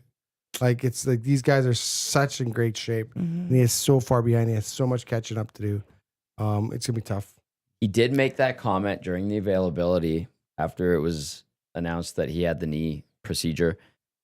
He's good coming off the couch. I sure hope that that's the case. Yeah, exactly. He's done it before. So we'll see. We'll see. At least we have some clarity now. They're able to make a move with a bit of his LTIR money, and we'll see if he can come back off the couch, Preet. And you're right. Like when he's dialed in and he's healthy, highly impactful on this roster, exactly. Any roster. But that's the key, is getting him dialed in and healthy. Yeah. Thoughts on Trent Frederick? When do you think he'll be? He said 2 to 3 weeks, I think. Yeah. I think he's going to help a lot. Yeah. I really like this player. And I'm still trying to remember. Who was that Winnipeg Jet rookie that he just... Gustafson or Davidson? I can't remember. So he got in a scrum and he grabbed the kid. Beat him up. And he just beat him to the pulp. And then I know Adam Lowry was really upset and he had the right to be. And then they were going after him. And then he threw the Jets completely off their game. This is a player that I really like. I like, you talk about emotion, big, strong. He won't back down from a fight. He'll win a battle for you in the corner. Like, this is a guy that, they needed a guy like They this. need a-holes in the lineup. Yeah, they need guys that are hard to play against. Yeah, exactly. And he's a guy that's hard to play against. Max Jones is a guy that's hard to play against. So they need more guys like that. they have a lot of skill in the lineup, but they don't have a lot of size, a lot of toughness. And you need that. And I think he's going to bring that. My only concern is that we've all rolled an ankle. Those are tough to get over. You never the same player. Like those are tough to get over. They say 2 to 3 weeks. Hopefully he's back to, the way he was before. But yeah, it's always tough with ankle injuries. But I know for a fact that the Oilers did inquire about the injury, that Dr. Nadeau did call the Bruins doctor. Mm-hmm. They talked about the situation, and he got whatever he got. Was like, no, he'll be fine. So I trust that. That's what happens. Doc Nadeau is one of the best. Yeah. So he got Straight some up. information on this guy. He's hurt. What's the situation? Sure, he probably saw the X-rays or whatever. They have the information. They have to. You have to give it up all the information. Yeah. There's a database. Yeah. So, and then, I did run into Dr. Nadeau. We didn't talk about that player specifically. You guys are both foodies. Foodies. I'm kidding. No, I was at my nephew. Thank you. No, Thank you. I was at my nephew's hockey game, and his son was playing right after, so we had a bit of a chat. But he didn't mention the player by name, but he had mentioned that he had made a couple of phone calls, inquiries about other players. So Did he say it Which was is his high job. ankle or any no, more like I said, we didn't specifics? talk specifically about a player. I'm so curious to know. You know who's angry right now? Raider Jesse. I'm going to read his text. Why are you saying Skinner is a solid goalie? He's atrocious. 871 in his last 10 starts. Or is that cherry-picked analytics too? We're talking even strength points. Jesus, guys. Body language policing is the worst analysis. Signed, Raider Jesse. Raider Jesse, I don't think we were just talking even strength points. I think we're talking all points in regard to Evan Bouchard. Stu Skinner has not been good in this last stretch of games. He was good prior to that, just like the team. And then body language does indicate some things, and especially if there's a tendency over time and you get to know the players, you can kind of pick up on some things. Raider Jesse loves numbers. I think he counts his steps whenever he goes to the grocery store. But I love Raider Jesse. I just don't love his analysis there. Well, I think if we're gonna look at like, it's funny because the analytics community breaks down these certain numbers and then they'll accept these certain numbers. Well, if you're gonna break down, can we break down the chances that he's looking at? Like, where are the chances? Every time I see them score a goal, it's from the slot. Every time I see him score a goal, it's for a rebound or a guy kicking a puck in his own net. Like, it's like I think, yes, there are some where like, oh yeah, Stu should have had that, but it was a breakaway, or as a guy had a free lane to the net. Like, it's yeah, oh, he should have had that, but you got to look at the quality of the chances the Oilers should are giving up, and they seem to me to give up some high quality chances. Yep. Right, some high end chances. Even the winning goal last night was like right in front of the net. Guys are gonna score from right in front of the net. Mm-hmm. It's the NHL. Like, you get a shot in the slot, a lot of those guys will bury it. That's just the way I see it. That does tend to happen. Anything in the nasty chat? No, it's everybody hates Boosh. Well, Preet, anything else you want to add? Just with the Skinner, I think he doesn't have I don't know, like sometimes you see him and he has a swagger about him. Like, he doesn't look like confident right now. Like, I think it's I just agree like with that. Like, usually you see him like, yeah, this guy's he's gonna have a good game, but he just, I don't know, something about him. He just doesn't seem like sure of himself right now. Mm-hmm. And I think that's where, like, I think you have to fix that before the playoffs. Like, you can't just come into game one and all of a sudden, like, okay, I'm gonna start playing great goaltending. Like, he needs to work on his game. I don't know who are. I do know who are goalie coaches. Like, I know he gets burnt a lot and on Twitter. So I don't know if he's Dusty listening. Schwartz. Yeah, poor Dusty. Yeah, he gets. We're Dusty. Yeah, so if you he knows. Yeah, like he is. There's some. I think if you could work on maybe his glove, maybe that would be. That's what I always see with my buddies when we're always talking. In our That group first chats, goal like, yesterday. Yeah. The one thing I see and I notice about Stu Skinner is that he's a guy that goes down in every shot. Mm-hmm. He's one of those goalies. And then Mhm. you go down in every shot and you're getting beat up high, then that's an issue, right? Like, to me, like I said, that's what I see as a goal. Like, regardless of where the shot is or where it's coming from, he's going down. Yeah. Butterfly style goalie, Yeah, right? yeah. He's going down. And I think, I don't know, maybe that's something that's obviously worked for him. He's here in the NHL, but I see that a lot from him is that he commits before the shot is even taken. I think that, I wonder if that's an issue. But the thing is, like, he'll play solid, and then he'll give up the bad goal or give up a goal that maybe he should have had that one. Sure. But he is facing a lot of high quality opportunities, a lot of high high danger chances. And I think that's the one thing. But Preet, Raider Jesse is so furious right now for you analyzing Stu Skinner's body language. Oh man, I'm just assuming he is. But you're right. Like, you can just tell, like, Stu Skinner in the playoffs after the Vancouver series, you could see you could see it in his eyes, and he would do like these weird like head movements. I'm like, okay, he's into it. We're not seeing that. Yeah, we need like Vinny Diaharne to come and like shake, like give him a high five after every game. Or Be the something. Stu Just- whisperer. D-Rock's asking if we're basically going to lose the entire road trip. Are we even going to win No. one game? no, Yes. they'll win in Jersey. Yeah. Exactly. I think they'll win in Jersey. They'll win in New York Islanders. And the Rangers are playing terrible hockey right now. So. Yes. So it's not murderer's row like they had coming out of the break. Absolutely. Like the Jersey's a good team, but it's not a great team. The Islanders are not a good team. Yeah, Hughes and is hurt. the Rangers are falling fast. And and that's, you look at the Rangers, a team that was, a game or two from the Stanley Cup last year, Stanley Cup final, and then they're just dropping. Like They're a mess. they're a mess too. And they don't know what direction they're going. They're trading away guys, bringing in guys. Are you sellers? Are you buyers? What is your plan here? And there's some issues there with the Rangers. But I think, if they turn around, they have a good effort against the Devils tomorrow, and like I said, this trip is set up nicely where they can kind of set up camp in Manhattan. They don't have to keep moving every 2 days. And I think that really helps for this hockey club. Yeah, Jazzy's going to be at the Rangers game, okay? I'm going to be spreading that good juju. Don't worry about it. We got this. I mean, Oilers got this. Yeah. What do we do a week from now? Like, what do we talk about a week from now if they come like 0-4 out of this road trip? Oh, Like, sky's falling. Yeah. Yeah. it's Yeah, over. I knew it was going to be today. Yeah. Come on. You don't know where we live. then We're talking about a 3-2 loss in Buffalo after 2 straight wins, and the sky's falling. Yeah, Well, of course, it's going to be a disaster. It was Yeah. daylight savings time, There- okay? there's like the thing is that someone made a point. I can't remember who it was, but this team the Oilers haven't kicked the crap out of a team in a while. Like it's true. been since Vancouver This is in true. January, Mhm. where Yeah. they just dominated a team and they 6-2. running away from it. Yeah. Like they're winning close games, they're winning tight games, and they're winning in overtime. But when are we going to see that team that just overpowers another team, and then people go, okay, You're right. Yeah, this is the Oilers. That was their chance yesterday. I mean, I know I'm like, I'm not surprised we lost, but at the same time, I also did think, yeah, it was an opportunity. Yeah, to that we were really gonna have a put the great boots to game. someone, right? And then Buffalo's up. Oilers for gonna anything. have a yeah. And Buffalo's, that franchise is a mess. I think Tom and I could run that franchise better than it's being run. Like it's what is going on? Well, there? Joe, They, Kevin Adams, man.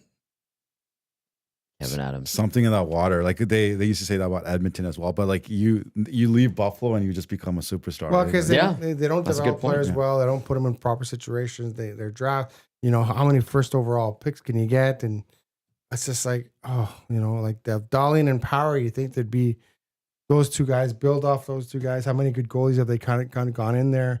Allmark went and Allmark. won a Vezina. Yeah. To Preet's point, O'Reilly, Reinhardt, Eichel, who's obviously really good to begin with. Allmark. you Allmark, mentioned, yeah. 100%. Who else has moved on from Buffalo that's just been really, really good? They've had a bunch of guys that it's like as soon as they get out of there, it's like, oh, yeah, they're really good players. Yeah. They're fine as soon Yeah. as they get out of there. So I can't see the Cousins. Buffalo's going to be spiraling. Yeah. Or Cousins, they give up on him already. Ranger Nick. Speaking of the Rangers, Ranger Nick texting. Good to hear from Ranger Nick. Haven't heard from him in a little while. Kane is definitely needed. I have a feeling, though, the team is a little perturbed with his off-ice image, being at the inauguration, doing his side business in the city. It seems they're not happy about his rehab effort. Ranger Nick adds, the Rangers will be okay. Lots of time. I will tell you the Rangers tickets. I ended up buying Oilers tickets a while ago. I got a good price. You can say that. And then I looked yesterday and they had fallen a lot. Yeah.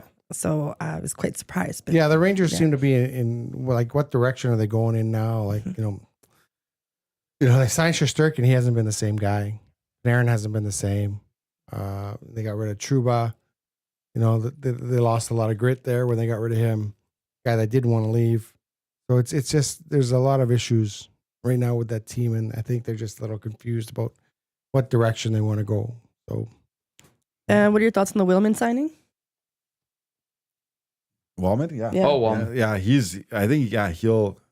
need a defenseman. I think he's better than I expected. I didn't think we were going to go out and get Wallman for sure. Yeah, and I think they hit a home run with him because I was saying that the Oilers need to go out and get another Matthias Ekholm, and they're not a lot of them out there. Nope. And I think they found the one guy that's probably closest to him with a maybe a better offensive upside. Mm-hmm. And I think this is a guy that's a very good player. I'm really surprised San Jose let him go, to be honest with you. Like, I know they're trying to build something there. Yeah. And then so you got a guy that's you can develop into a really solid defenseman. And then, okay, we'll take the first round pick, but then what you're doing is you're taking a step back in development. And that first round pick is going to be a late pick. It's going to be 28, 29, 30. It's not going to be a top 5 pick. So, do you I guess Stab Bowman said he had to come over the top with Mike Greer. Mike Greer obviously did him a favor, letting him have this player. I think it's a great signing, a great addition. It's really going to shore up the blue line. It's really going to help out. And, I really like this player. I agree with you. Yeah. All right, let's roll into hour number 2 here on the Hangout. Of course, portions of this hour brought to you by the official drink of the EST Hangout, which is the Finnish long drink, legend of 1952, a drink unlike any other sparkling refreshment, real liquor, longdrink.com/Canada. You can get them at Rogers Place and at the liquor store right outside Rogers Place. Tom Gazzola, Jasmine Sidhu, Preet Sandhu from Gallo LLP, Derek Van Diest from NHL.com. Lots of Oilers discussion, people getting mad, people liking some of our takes, people hating some of our takes. That's the beauty of this show, Preet, as you know. Okay, want to switch gears to NFL free agency? Because I know you prepped a bunch of stuff today. We'll go to NFL in a second. I actually wanted to talk a little bit more NHL quickly. Oh, okay. Let's talk about Aaron Ekblad. What's up with that? Yeah. With his substance abuse. What was it? Can you was comment he on this, Mr. Yeah, was he NHL.com? Adam, sorry. What are we talking about? Aaron Ekblad. Oh, He- I think it's performance enhancing somewhere along the road. I heard a joke like on Twitter. I wish I could, tell me mention who it was, but they mentioned that like they should go and redo the Stanley Cup final because we had Ekblad in there. Like he was playing lights out, right? He was Yeah. he was playing lights out. It's just a matter of like these guys are on a lot of supplements, a lot of this, a lot of that, a lot of this. So Yeah. and it's just a matter of what's in your system, and the thing I find interesting is that they went out and traded for Seth Jones. I wonder if they knew something was up, because when a guy takes a drug test, he knows he's going to fail. Well, Like I don't think he was doing roids here. no, but it could have been like there's the list of illegal substances is this like you need a pharmacist to kind of Yeah. go through everything you take and whatever. And so, and like I said, these guys are on supplements. They're on this. They're on that. They're on this. So it's no. I don't think he was a guy that's out there, injecting himself every 2 weeks. That's not the way it works. But I think there was something there that was on the list that you took that maybe you shouldn't have taken, or like it's. He did put out a statement and owned it. He's like, yeah, He owned it. I was recovering. I took this Yeah. whatever powder or whatever, and it is on the list. It's banned substance. But I will accept it. Yeah, but you need to really like when you're taking these things, and you need someone to go through that because it's a long list. And like You same thing with should the have Olympics someone and go through it. Same thing with all that stuff. You need someone to go through that stuff. And then it was Nate Schmidt got busted a couple years ago, and we talked to him about it. And he said, I took this thing. Someone said, "Gear, take this drink," and like that's what he was saying. And there's something in it that shouldn't have been in there. But you can tell when guys are on PEDs. It's not like it's not. Oh, like, you can? Oh, I've heard. I've heard. You can tell, and you're like, "Oh, Jesus, this guy." But it just in hockey, it's not necessarily steroids. It's more something to help you recover, something to help your metabolism, things like that. And I think that's the issue that we're finding ourselves. Yeah. Like, I don't think it was a situation where it was like McGuire and Canseco going and taking syringes into the bathroom of the locker room and be like, all right, you hit me in the butt, I'll get you with the syringe. Yeah. That's awesome. Should he get an asterisk beside his name? No, I No, don't think so. Nate Schmidt, again, like you said, was the last guy. He got busted. Same thing. And we had Matt Cassian on the post-game show, or was it the pregame show, talking about it, and he goes, random testing. He's like, I always seem to be randomly selected. And he goes, honestly, like you said, like there is a monster list of things that, like, if powder or a drink or whatever, or supplement has one of those banned substances, and you don't, or you're not aware of it, don't catch it, like that's on you. Yeah. Like some of those energy drinks have banned substances in them. Yeah. Right? Like Was that- if Bob Stauffer took a drug test, he probably the amount of energy supplements he drinks. Surprised his heart hasn't exploded. Well, he Oh my leaves those wounded soldiers all over the arena. You're like, oh, Staff was Yeah, here, and you'll see like a rock star, Yeah. super can Yeah, sitting like some there. of those That's are awesome. illegal. You And can't then have Bob's those. just buzzing. He's like, Yeah. hey, So did you know in 1984 this happened? Remember, And you're like, remember for a while, Sudafed was a big thing. All Yes. you guys are taking Sudafed. Oh, yeah. Okay, banned. Like Yep. it's just the list keeps growing of banned substances. Sean Horkoff got busted. That's Remember? right. So he owned up to it. He kind of said, I lost a step. I was trying to get it back. It happens, right? Like we were talking about. Not that it's okay. It's No, just, it's it not. does It happen. happens. Yeah. Big contracts, a lot of pressure to perform. It happens, and well, I give Ekblad the benefit of the doubt. Yeah, they got nutritionists, they got all these people to look over stuff, and someone said, "Hey, this will help." Well, if it was one of their nutritionists, that guy should be fired, I was just gonna say that. I was You just should gonna know. say that. Yeah, right? Like, that's hey, embarrassing. Hey, Preet, I need you to look at these financial numbers, and if Preet misses something, and it's monumental and very costly, like, You lose your If job. FBI Yeah. yeah, hey, Preet, that's okay. Yeah. Keep doing a good job. You know? Yeah. That's not like that, right? Like, hey, DVD, you can't spell simple words anymore. Well, you're not going to be a writer for very much longer. Hey, Yeah. Tom, you can't put two sentences together. Sorry, we're going to have to hold you back. Like, yeah, like, I'm sorry. If you're a nutritionist, strength and conditioning coach with a team, and you provide a substance to a player and it's a banned substance, right? Yeah. So unless it was, and sometimes this happens, they have their own guys or their own ladies who are their people that aren't necessarily part of the team. If that's the case, I would be having a conversation with them and be like, why did They you all have personal trainers. or Yeah, whatever, right? exactly. Pizza Boy in the nasty chat. He goes, if it was a guy from Edmonton who would have failed a drug test, they would strip them of the cup and make them give Calgary and Boston each a draft pick. Nobody's Well, forgetting there has any been a of guy that. from Edmonton. Well, I guess Sean Horkoff wasn't in Edmonton when that happened. No, he was playing for like the Ducks. Detroit Yeah, or something. or Well, Detroit. yeah, it was. I think it was that. Pat says strip the cup from Florida. Okay. Yeah. Yeah, you just I said put an asterisk on the name, but My comment on that is like, was that punishment like too lenient? Like, so he misses what, 20 games? 20 That's games. the regular season, isn't it? two playoff games. Oh, there's First two two playoff playoff games? games. Okay, I didn't know there was And 18 then regular and he season. does not getting paid for that, so that's a Yeah. lot of money. that's pretty good. fine. That's a Yeah. good punishment in my opinion. Okay, That's I thought there was no playoff games. Yeah. Yeah, perfect. Yeah, just No, it's good give the that- guy another rest and then have him come in like all No. good to go. He's missing the first two games of the playoffs for the Florida Panthers. Anything else you want to bring up with hockey? No. But if we want to talk about people having stuff in their system, where do you think Aaron Rodgers is gonna go? Oh, You got so much baggage with that guy. he's going He's a to coach killer. It's all about him. I don't know if I have a young football team. I don't know if I want that guy. Well, I'm surprised Devontae Adams signed. I thought they were gonna be a package deal. Yeah, it's true. Right? It's Yeah. true. But I don't know. I think you look at it last year, and obviously it flopped with the Jets. So, yeah. right. So it's not like he turned that franchise around. It flopped. Obviously, he got hurt game one. Last season was awful. Bye coach. Yeah. Got the Bye-bye coach Devontae fired. Adams. Yeah. Let's use Madden 25 as a barometer on who to trade for. Remember that? Yeah. That's wild.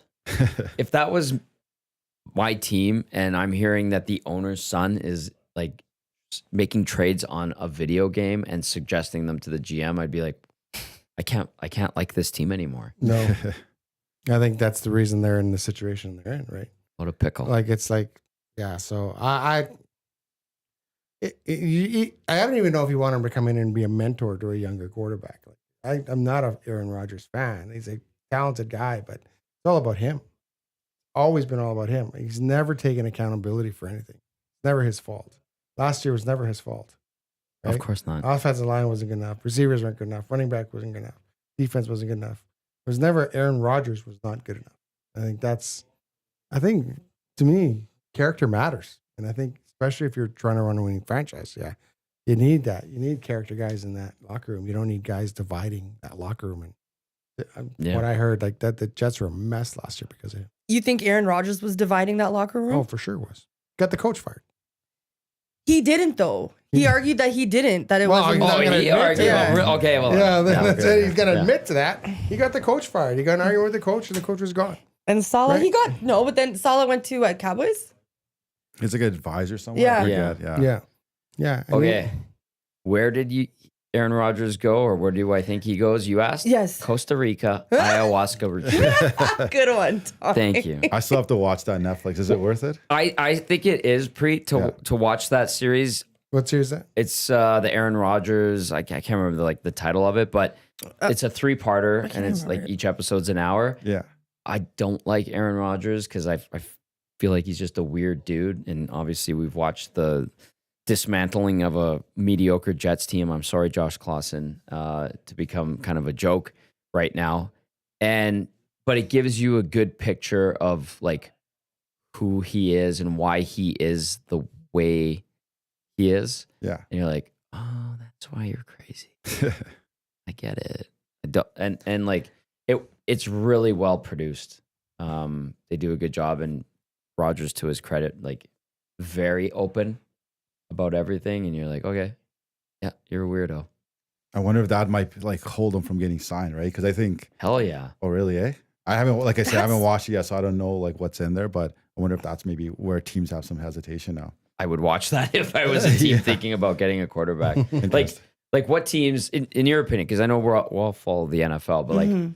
if you're a team and you need a quarterback right now, like which ones do you think would be like, maybe we'll take a chance on Aaron Rodgers after everything that happened in New York? Well, Dusty, yeah, I know, but Dusty was mentioning Steelers are like in on him, right? And I feel like with Mike Tomlin, you have like that presence. Like you're not gonna get Mike, like he's not gonna be able to get Mike Tomlin fired, right? It's gonna be the other way around. So like maybe I would still give him another chance. Like this is what he went Green Bay, the Jets, and this is his third team, right?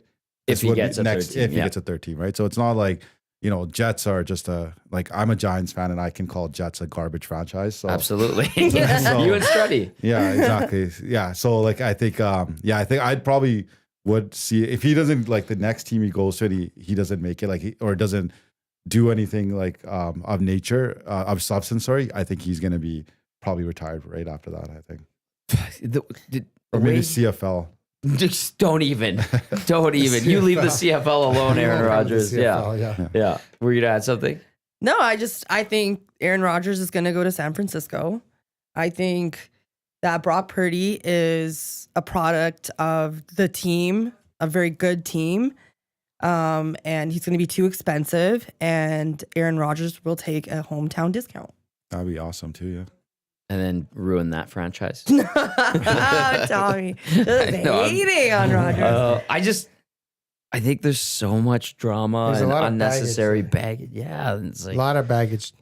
if Yeah, you're a no. team, you're like, I don't want that attention. I want somebody that can play quarterback half decently, good team guy, a true leader, Yeah. not somebody who tells everybody he's a leader, but at the same time is like ruining the team internally. I'll just say, I think Aaron Rodgers is toxic to any team he goes to, Yeah. despite his skill. I think he's just unhappy. Diminishing skill. And Diminishing. goes to a good team, he'll be happy. Then what? Then he'll turn it around. I'm also playing devil's advocate here, No, by the way. that's good. No, I Yeah. get that. But good teams usually already have good quarterbacks.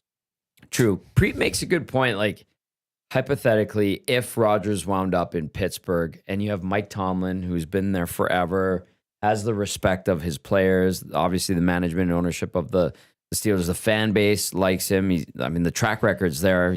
So the championships are there. I think that would be a battle of epic proportions. Yeah. Oh yeah. And Like who wins, right? yeah, and guess what? I'm here for that. Yeah. I would love that drama. There would be lots of drama. Put Hard Knocks on that team. Yeah. Justin Fields, sorry. I think Fields is gone. Yeah. Yeah, What did he sign? Jets. Yeah, that's right. So what's your thoughts on that?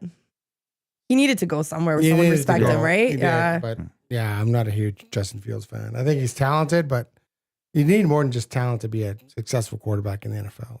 You need more than that. So, and you need some people around you too. Like you need a good offensive line. You need some. Could he be a stopgap, or the first step in the right direction for the Jets to get back to respectability? Just respectability, right? You get a decent quarterback. Is he the quarterback that you want to label a franchise? Probably not anymore, right?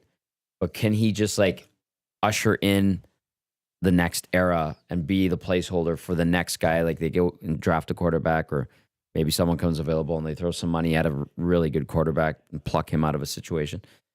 Maybe. Like I think that like is, yeah, again, you made that grimace. I'm like, yeah, Justin Fields. I'm like, oh, let's go. No, but at least like you're getting rid of the toxicity of the Rodgers era. And it's like, okay, we're going to go with this guy. Maybe he's not the best, but he's all right. And he's going to kind of get us back to normality. Is that fair, do you think? Yeah. Jets are just a bad team, though. Like, I don't think much is going to happen. You apologize to Josh Clausen. I know. Right? I was just thinking about him, actually. Yeah. Sorry, Josh. It's a bad franchise. But, Yeah. You know, it's just like, Where I always look at like when I play armchair GM in my like various fantasy leagues I'm in, I always look at where that player was drafted before like they were ever like in the real like sport, like where they're drafted in NHL, NFL. And if they're highly touted coming in, that has to mean something. So I think Justin Fields was like was he a top 5 pick or top? Yeah. Like he was when he joined the Bears, like he was like he was gonna be like their like The savior, franchise right? guy. So when you have guys like that, I feel like there's still like a little bit of a runway with them that they might be able to like still turn it around, right? no, yeah, I think Baker you're absolutely Mayfield right did. there. We've seen it before. Yeah. We've seen it before with other guys that are come in, they flame out in their first franchise and then they go and have some success down the road. So Baker Mayfield. that's, yeah. Well, he had there you to go. he Yeah, had to go through a couple franchises, Yeah. but now he's no, Tampa's that guy, right? happens. It takes a while. Like it's tough to go from like quarterback may be the toughest position in all sports. NFL quarterback be the toughest position in all sports to play. So yeah, it does take some time. And if you're highly touted and you expect to turn a franchise around in 1 year, not a lot of guys can do that. Raider Jesse, less salty now. Oh, I just lost it, but I like this. Mike Tomlin is a saint if he has to deal with Rodgers, Pickens, and Metcalf. At least we can all agree Rodgers is the worst. Yes, very much so. How old is Rodgers? Do anyone know? Like 40. yeah, He's 40? Yes. He looks fabulous. okay. Everybody's coming at me about I'm not coming at you. No. Okay. I'm just saying. I'm not saying Aaron Rodgers is a bad quarterback, though. I just don't think he's a bad. I think he could be, yes, toxic and I think that's eccentric and such, but And like 40 is like for a quarterback, like Tom Brady did it, but that guy was like a different animal. Like Yeah, Tom Brady. Like, like he had like nutritional coaches and probably 5 different coaches looking after him. Whereas I don't think Aaron Rodgers cares about his health as much as I think he does, like in the documentary, but it's all like the naturopath sort of way, right? I mean, Not like medical doctors. Tom Brady is like an Adonis, and then you look at Rodgers in the ayahuasca sweat tent or whatever they do, and you're like, that guy looks like he goes for beer and wings on weekends, which is awesome, but that's a quarterback? Yeah. That's my observation, at least. Yeah. And they interview him when he's high, too. Okay. That'd be And you're like, interesting to see. oh, weird. Okay. Pupils all dilated. He's in a very, very loose space. Okay. Yeah. Maybe dilated pupils. Mike, the Michigan fan. Fields is just another trash Ohio State quarterback in the NFL. Ohio State. How do we feel about that DVD? But what? Ohio State quarterbacks and Fields. I don't know. Ohio State's a great program. They just, they Great program. great program, and they surround them with really good players. And I think that's what those big programs do with their, the Ohio States, the Michigans, the LSU's, those teams there.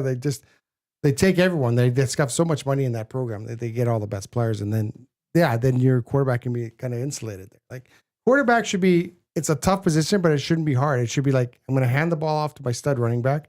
I'm going to throw the ball to my stud, wide receiver, and I'm going to have all day to do it because I have 6 studs on the offensive line. Like it's not, to be honest, like if you're expecting your quarterback to run around and make plays for you, that means the rest of your team's not very good.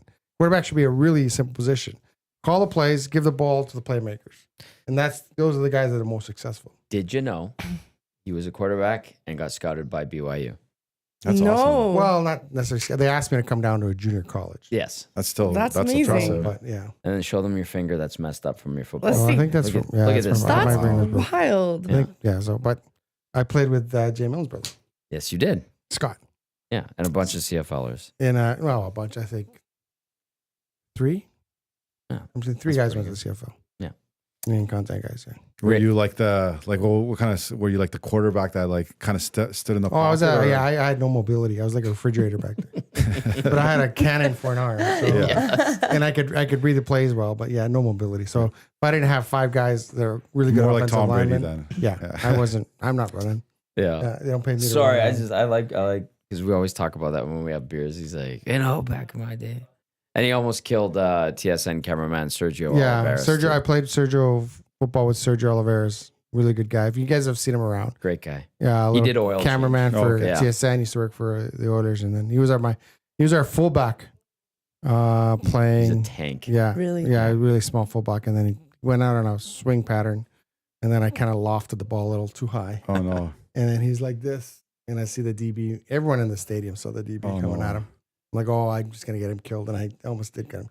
That's on tape somewhere, It so was we a gotta t- find the game it. was on Yeah, TV. the game was Oh, on wow. TV. It was Yeah. it was a Videotron or Shaw game of the week.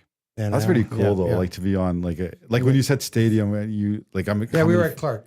Oh wow, we were that's at Clark. awesome. Yeah, we were at Clark back then, and then Forrest Kennard was the play-by-play guy. No, Tim Dancy was the play-by-play Tim guy. Dancy. And Forrest Kennard was the Legend. color guy, and he's like, "Oh, look out!" He's like, "Yeah, that was a bad throw." It's like one of those you're like, "Oh, I should have pulled that one back." Sergio, oddly enough, doesn't remember that play. Doesn't remember that play. Yeah. What happened? Yeah, no, Yeah. we knocked out cold. That's why you don't remember that play. Uh, And the funny thing is, I did play a game of fully concussed once. That was a lot of fun too. that's not good. Wow. The CT guys are getting really mad right now. They're like they want to come. Yeah. Yeah, it's like not good. Did you feel like throwing up? No, I felt fine. I just Okay. couldn't remember the score of the game, or the name of my school, or the day of the week, Oh my god. Or how many fingers?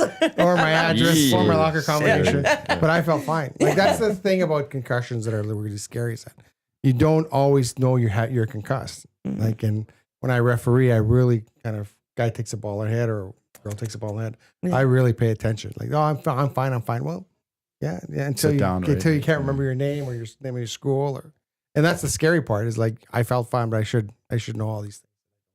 The funny thing is, I remember the hit, and then I got up. It was in the first quarter, so I played the rest of the game. So obviously, no one suspected anything was wrong until after the game, where I couldn't remember my locker combination. That's Oh, when, man. when I That's went to scary. my locker and I was like, you know how it's automatic in school, like bing, bing, bing, bing, bing.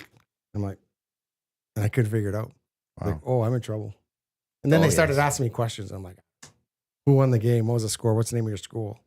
What Stuff day that is you it? should know. Yeah. What day of the week is it? Did you take a break like from playing after that? Like did they at least That sit was you- back in the 90s, so I probably took 2 practices off. Oh wow. And you were playing like the next game essentially. Yeah. Oh yeah. Back then, you just shake it off. Yeah, yeah. You know, Ugh. right? Like Scary. guys would be concussed. You talk about Paul Correa. Remember, he got drilled, Yes. and then he came Stevens? back to Yeah. score the goal. Doesn't remember the goal. Wow. That was a nice goal, too. Yeah, Yeah. doesn't remember. That's scary though. It is now. Right? what I'm do you hearing. I'm sorry. No, what do you got? I have a here- couple texts, but go ahead. Okay, no, I'm hearing rumors that Nick Chubb might go to Steelers. Ooh. Ooh, I love Nick So Chubb. Aaron Rodgers handing off to Nick Chubb and then throwing it out to DK Metcalf. Mm-hmm. Okay. Let's go. You can read your text. I just have want just a couple. It's Yes. like follow-up thoughts. please. All right. keep it going, guys. Raider Jesse Awesome. reminds us that Aaron Rodgers is 41, almost 42. Mhm. Good to know. But Jasmine says he looks fine. He does. He looks fabulous. He looks fabulous. Fabulous for four. All right. Fabulous. This text says a huge thing is Fields was featured on a Netflix show coming out of high school. There was pressure on him right off the start of his career. I did not see that. Good to know though. Mhm. And then Stamp Hater says, I'm curious if DVD has felt neutered at all since moving to the NHL side of things. And was there times when he worked print that an editor overruled him? Because yeah, you came from Post Media. Neutered? No, not at all. It's a different job. It's a different. Yeah. You know, like I'm out here to promote the league now and to help the league, and the league grows. If the league grows, I grow. But no, not neutered. And then Post Media. No, I had some pretty good editors that kind of will just let you go. Sometimes you wish you got a bit more feedback, but towards the end there was like no one there to give you feedback. Yeah. And so it's just one of those things now that the sad part about the journalism industry now is that you get all these young kids coming in here, but they have no one really to look up to, no one giving them that feedback, no one helping them out. And so when I was starting, I did have people help me out. So they help you out, make you a better writer, do this, do this, do that.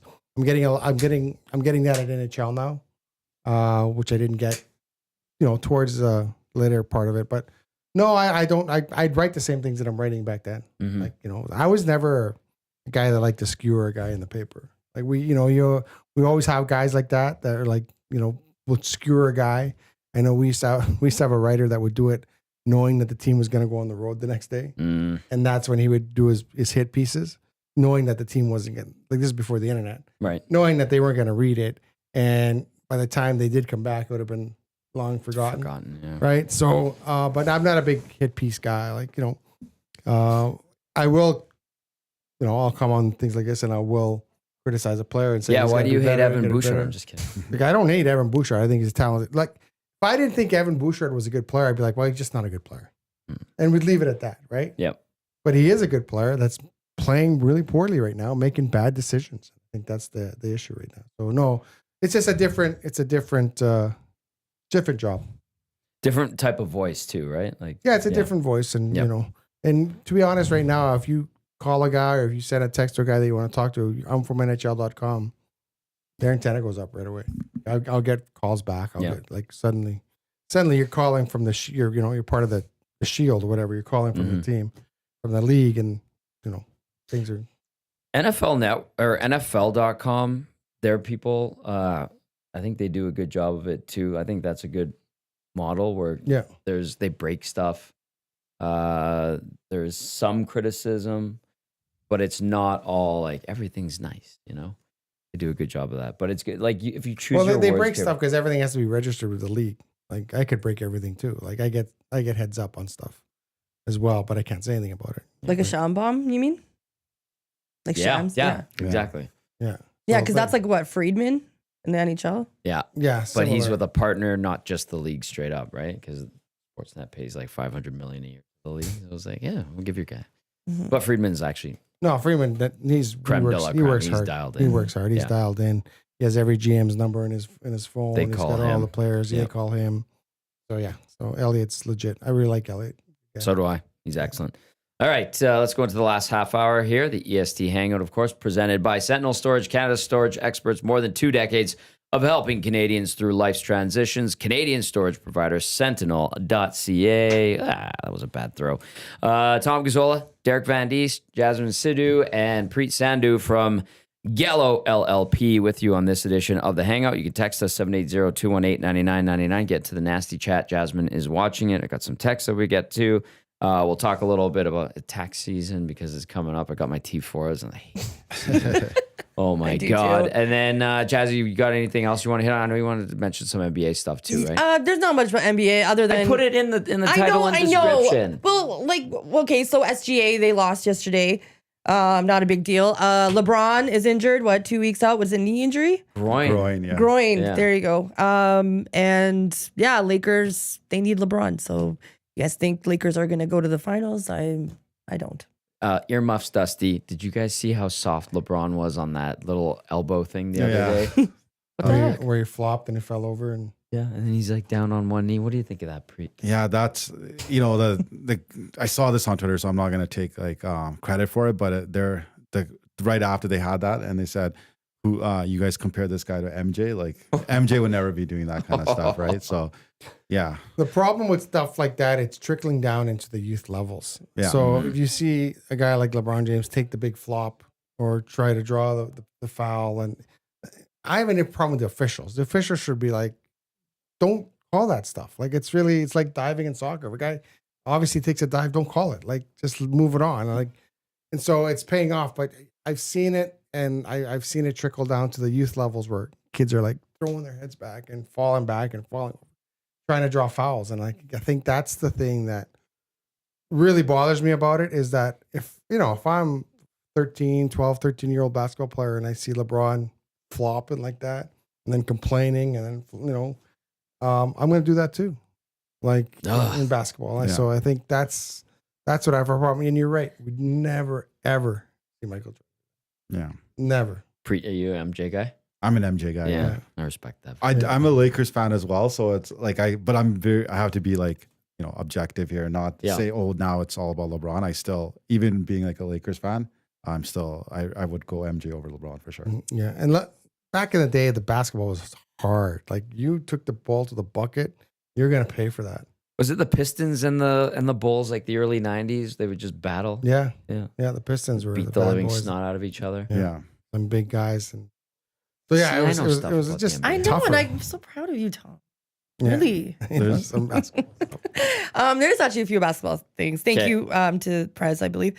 Okay, LeBron calling out Stephen A. Smith. Did you guys see this video? Oh yeah. Of him yelling at Give him us the about Bronny? backstory. Yeah, I saw the video. So Stephen A. Smith is very critical of Bronny, right? I mean, so are a lot of us. That is nepotism, right? 100%. And LeBron walks right up to Stephen A. Smith and literally yells at him for like a solid 60 seconds. Yeah.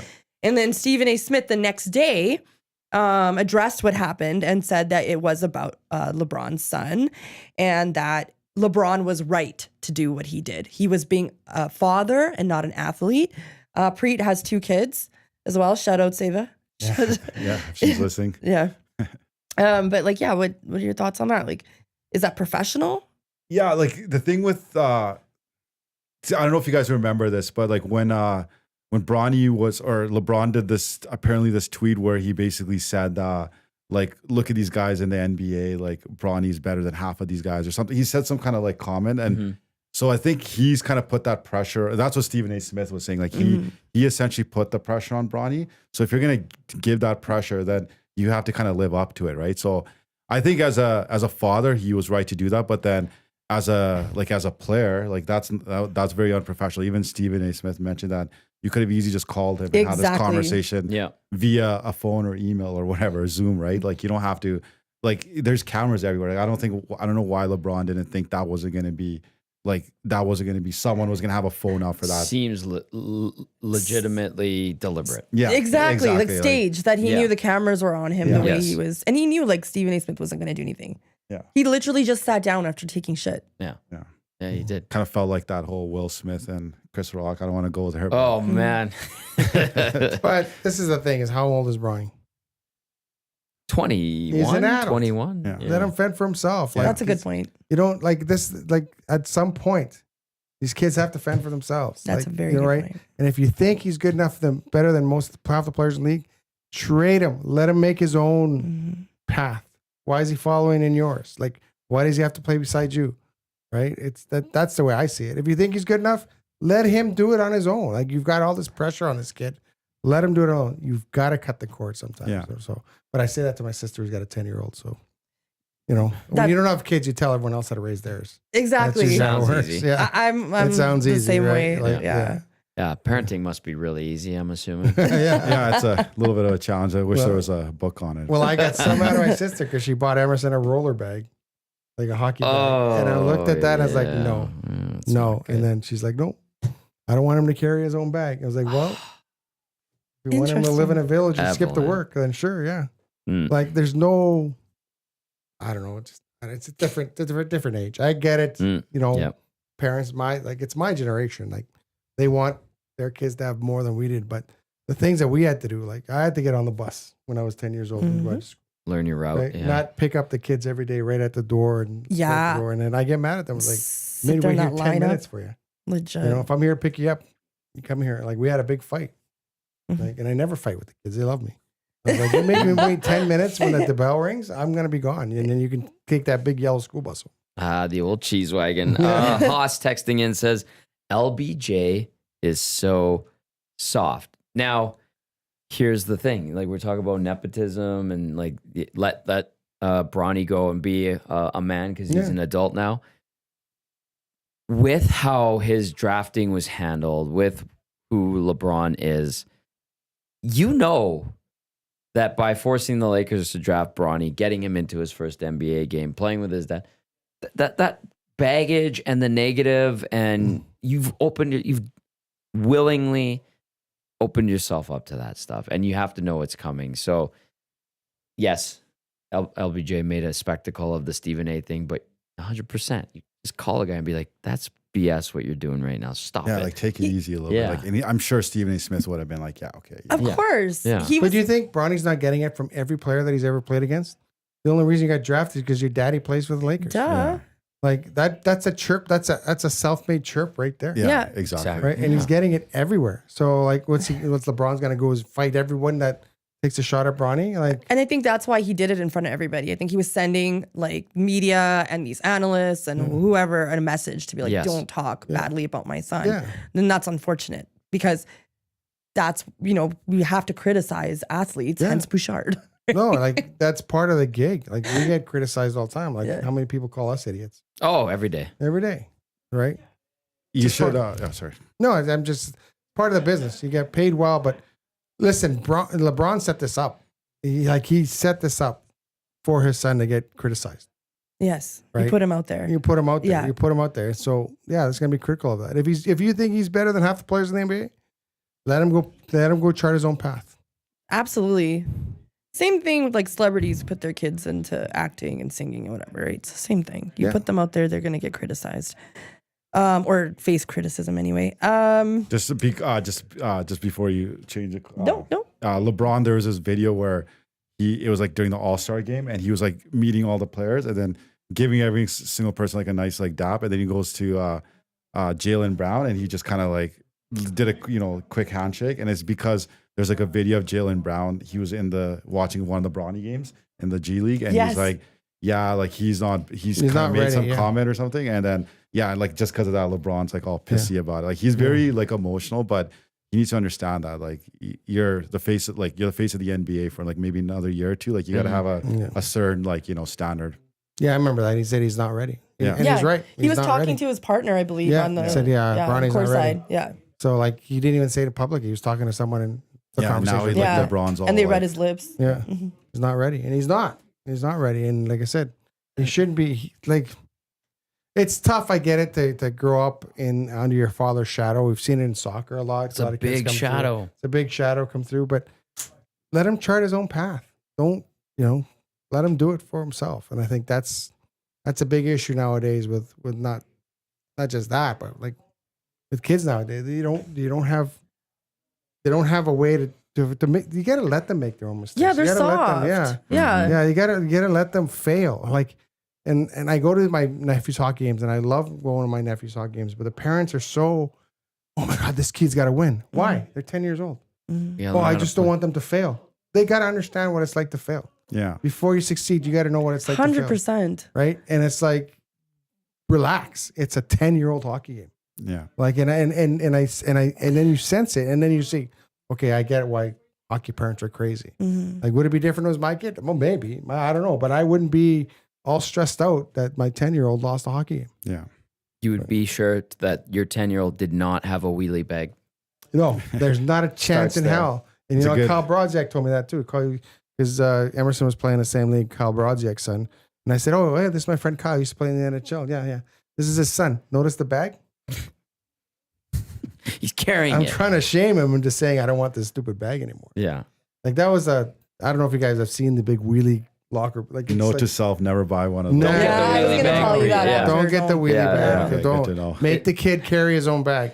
Make the kid carry Or his her own own bag. bag. Yeah. I will say her it own is bag. very practical. It has separate compartments I've seen- and it yeah, I've has the seen that, Velcro yeah. for the sticks. It makes it quite easy.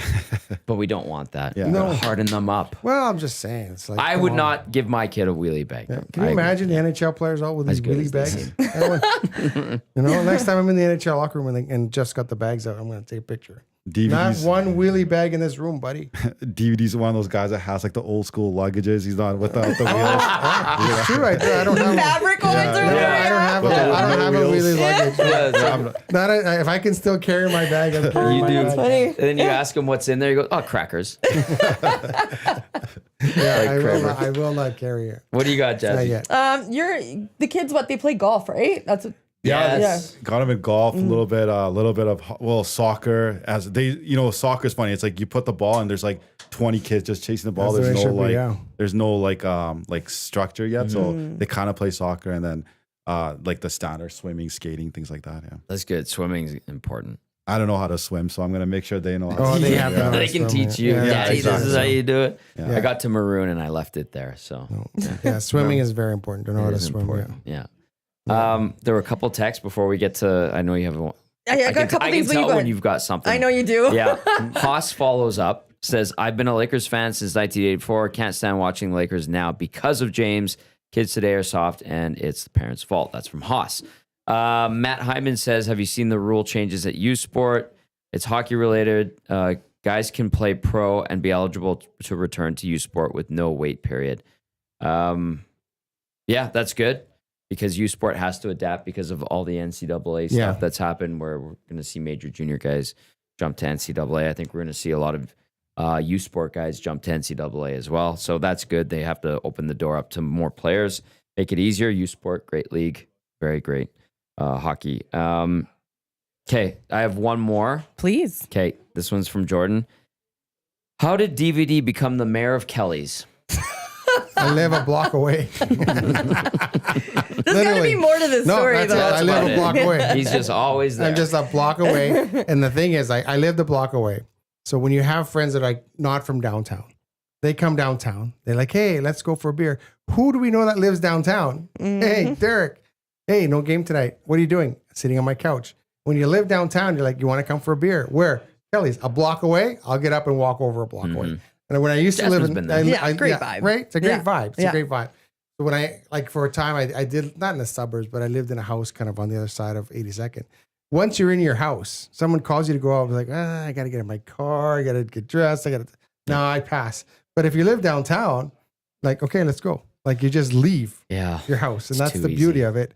And literally I live a block away from that. That's that pub. awesome. Yeah. Iconic So- place. And there's like, to be honest, there's like 6 or whatever pubs in my, Yeah. radius there. Yeah. But Well, he wears a sash and they give him a scepter. It says He mayor. walks in every Yeah. time. I Yeah. walk in, my beer's there. So It oh, is true. Derek's coming? Okay, here's his beer. That's That's what happened the other day. Well, yeah, Mel took care of us and brought us a bottle of wine after, Yeah. which Oh, we wow. did not need, So it was, but it was lovely. She's it was great. good. But yeah, that's how it's just one of those. And then the people there are great. Like Yeah, they are. they've Yeah, been there they are. forever too. It's not like this, they don't have a lot of turnover in their staff. Yeah.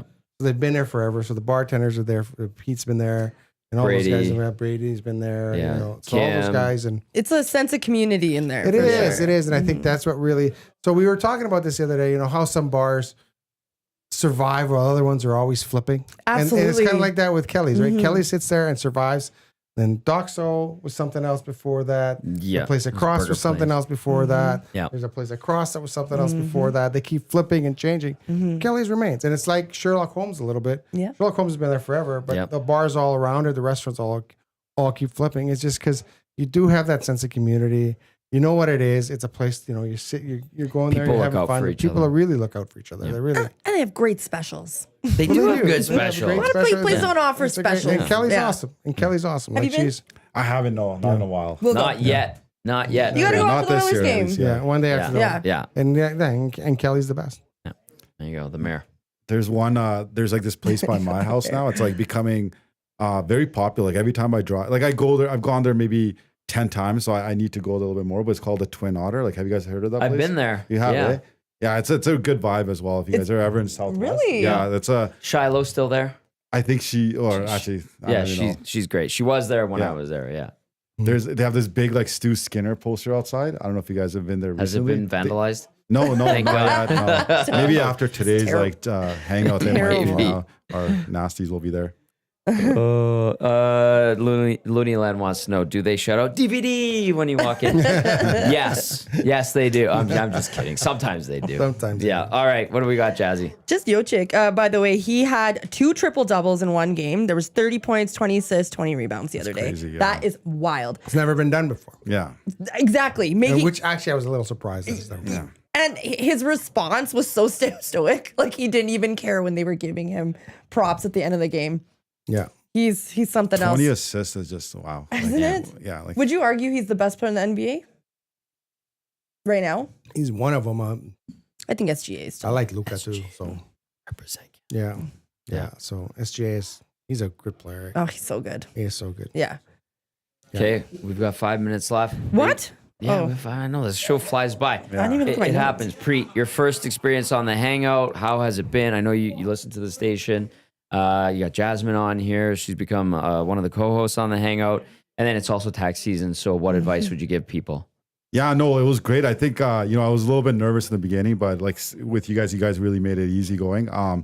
Yeah, tax season is upon us. Anytime I say Gallo LLP, people think I'm a lawyer, but I'm not. But yeah, it's a busy time for us. A lot of, I think with us, like at Gallo, we're just here to give like good advice, and we're not, we're trying to help you save taxes in a way that's, on side. We're not going to say, hey, I know a way you can save taxes, put some, don't report this or do this. Like it's all on side. It's not shady. It's not shady. Yeah. Like, I don't want to get into like personal stuff, but like you're an employee, but sometimes you're probably buying, you're going out for lunches and you're probably, entertaining clients. Yep. Like those should be like, for example, written off. Like you should be tracking that if you're not already. Right. So Me personally, yeah. I have not tracked anything. I'm the worst at track. So this is tip. Your dates Yeah, don't this is a count. Yeah. Fine. Like But for that's a example, good you tip. and Derek went for like lunch Yeah. or dinner, right? Yeah. One of you guys probably covered it or whatever you guys It split does happen. right? So one person covers it. Like you guys are talking business, you guys are talking what's Yes. going to be on the show. It's a business lunch, or it's like so it's Do yeah. beers, are they That's good. allowed on Let's there? go for lunch. You can Yeah. buy. Well, it. okay. Right? Well, it's meals and Pick up- entertainment, and Okay. entertainment allows for beers, like Oilers good. tickets and stuff like. So those are things that we do. Like I get calls all the time from different, people. They're like, "Hey, can we do this? Can we do that?" You'd be surprised, like how much people miss out on. So Really? yeah, And the one thing I remember, the one tax person told me, and maybe you can, is file on time. That's Yeah. what they say. File on time. Do not, because then if you don't file on time, then they'll start going through your stuff. If you want to be smooth transition, file. I remember he just kept saying, file on time, file on time. Do not miss the deadline. yeah. File Don't on get time. yourself in like, put yourself in like on their radar, right? If you don't file, then they might look at other things, and that's why we're so busy. Like April 30th is like. It's kind of funny. We always talk about, like many accountants talk about this. When you go to register your car, it's based on your last name, right? Like, so if your last name is like ends with this, you have to register your car by like October, right? Yeah. Whereas like taxes, like everyone needs to file by April 30th, which is like ridiculous. Like, why can't they have it like kind of like throughout the season, right? Why making like the next 3 months like hectic for us? But the biggest thing is like we want to make sure clients file on time because we want to stay like keep them off like CRA's radar, right? Right. So that's 100% there. Yeah, stay out of our pocketbooks, CRA. Yeah. They Gallo? want their money, right? Like they need their tax revenue so they can do whatever they want to do, right? Right. Fix all those potholes. That'd be lovely to fix all the potholes because there's a few out there right now. So Many out there. many. I get Oh it. my- Big, yeah. Yeah. Gallo LLP, by the way, is a beautiful building. Yeah, Really Jay. nice. Jay came by. Jasmine's been there. It's like we try to make it so like when our staff want to be there, right? Especially when we're in the bunkers from like till like 7, 8, 9 o'clock at night. Yep. We want to have it so we have like a golf sim, like a ping pong table. I a like lot of creature alcohol. features. Yeah. Yeah. Well, Yeah, you like- need alcohol when you're crunching numbers. There's speakeasy like upstairs. Really? Speakeasy, Yeah, it's unreal. Oh, that is We had cool. our cousin's Christmas party there. We did, yeah. and that it was beautiful. Like just they have like Okay. a huge kitchen. Like Are you guys on 124? So that's we are on Yeah. 120, but that's our Edmonton office. Okay. Our other ones in Sherwood Park, and that's like a lot like bigger space. It's Is it about, the campus? yeah, it's essentially like a I campus. like how vibe, yeah. companies are having campuses now. We have I'm like a oh, training. Yeah, we have a training room in there. So like all our training happens in Sherwood Park. So cool. they have like a healthy work culture too. They travel every year somewhere new all together. used to before COVID, we went Iceland, then Morocco, Jeez. and then Nice. a third one was going to be Ireland, and then COVID happened, and then yeah. we lost a bunch of deposits, and then we start like at that time our firm was like 12 to 15 staff. Now we're at like 35. So it's like you can't have a trip with 35 people, right? Like it's- Inexpensive. Just a really healthy work culture though. So Yeah, you're gonna get like good people. And I met Preet's boss before too. It's really nice. Yeah. Nice. partner now. Or partner, my bad. Yeah, Partner. you see my boss now. Good boy, partner. That's my Attaboy. cousin. My part, yeah. But we're you guys can join us when we go to Winnipeg because that's gonna be our trip. Thank you. Yes. Well, actually, we've had a lot of fun in Winnipeg, haven't we? I don't think so, yeah. It's a You fun. guys, how do you guys get there? Take the bus? Obviously, there's no airport, Yeah, right? exactly. We're going for the Evidently. CFL, obviously. Yeah. Grey Cup's Yeah, going to Grey be Cup. there this year, so hopefully we're going to send a good contingent of EST people to the Grey Cup in Winnipeg. Actually, a lot of fun. A lot of friendly people there for sure. Yeah. Preet, thanks for hopping on. Yeah. today. Thank you for having me. That was awesome. No, it was good. I hope you had a great experience. You had your cousin here. She's great. Jazzy, any final thoughts? No, just tomorrow. I'm on tomorrow and Thursday doing a 3-peat. Oh, yeah, you're busy. We're going to be busy this week. So I have a lot of notes. We'll just talk about them tomorrow, including White Lotus for some of you. Ah, yes. White Lotus recap. I'm not into the third season. I haven't started. So I know That's that good. They're about 4 episodes in. Drive to Survive is out now, and all Joaquin talks about is like the drama in the first 2 episodes. So I'm gonna have to catch up on that. Have you guys watched like Severance yet? Like I'm still No. I haven't got into it. I yet. keep Everybody's seeing this loving dance it. sequence. Yeah. What is going on with this dance sequence? I don't understand. Are you in Severance? No, because it's like one of those shows you have to pay attention to. And it started off a little slow the first season. Yeah. So, but yeah. Check it out. I'll dabble. All right, you. Thanks, Preet. Good job as always. Thank you. Yeah. A couple stuff. days off and then Way Thanks, to Stevie. sewer Bouchard and Skinner and get people mad at you. people are always mad at me. I know, you can't Once, always, You can't please anyone, right? Yeah. Yeah, So they're that's always true. mad at you. So Okay, it happens, but I just like we want the team to succeed. Exactly. That's all. We're all passionate. it's better when they win. It's better when they. Well, it's not for you guys because no one has any complaints. Oh, they still do. Trust me. Yeah, they're still Yeah. complaining. Can I say one more thing before Yes. we shut it down? We have 1 minute. VR asked a really good question. Okay. He said, "Can I write off my Nasty Club membership?" That's for We'll talk. Take this offside. Yeah, take it offline. Talk to offline, Preet sorry. at Gallo LLP if people want to get in touch with you. Yeah, it's our website gallolllp.ca has all our emails, contact information. So yeah, definitely reach out. Excellent. Great stuff, Preet. Thanks Yeah. for stopping Thank you, by guys. today. Jasmine, always awesome. We'll see you tomorrow. Yeah, see you tomorrow. Yeah, for sure. Belzy's in with us. Yes, and then that's DVD, right. thank you. Really No problem. appreciate it. Derek Vendies from NHL.com. Jazzy, Preet Sandhu from Gallo LLP. For the crew, I'm Tom saying thanks for watching. Thank you for listening. Hit that thumbs up button. Coming up next, it is The Lock Shop with Dusty and Huss. Keep it locked right here on Edmonton Sports Talk. See you later.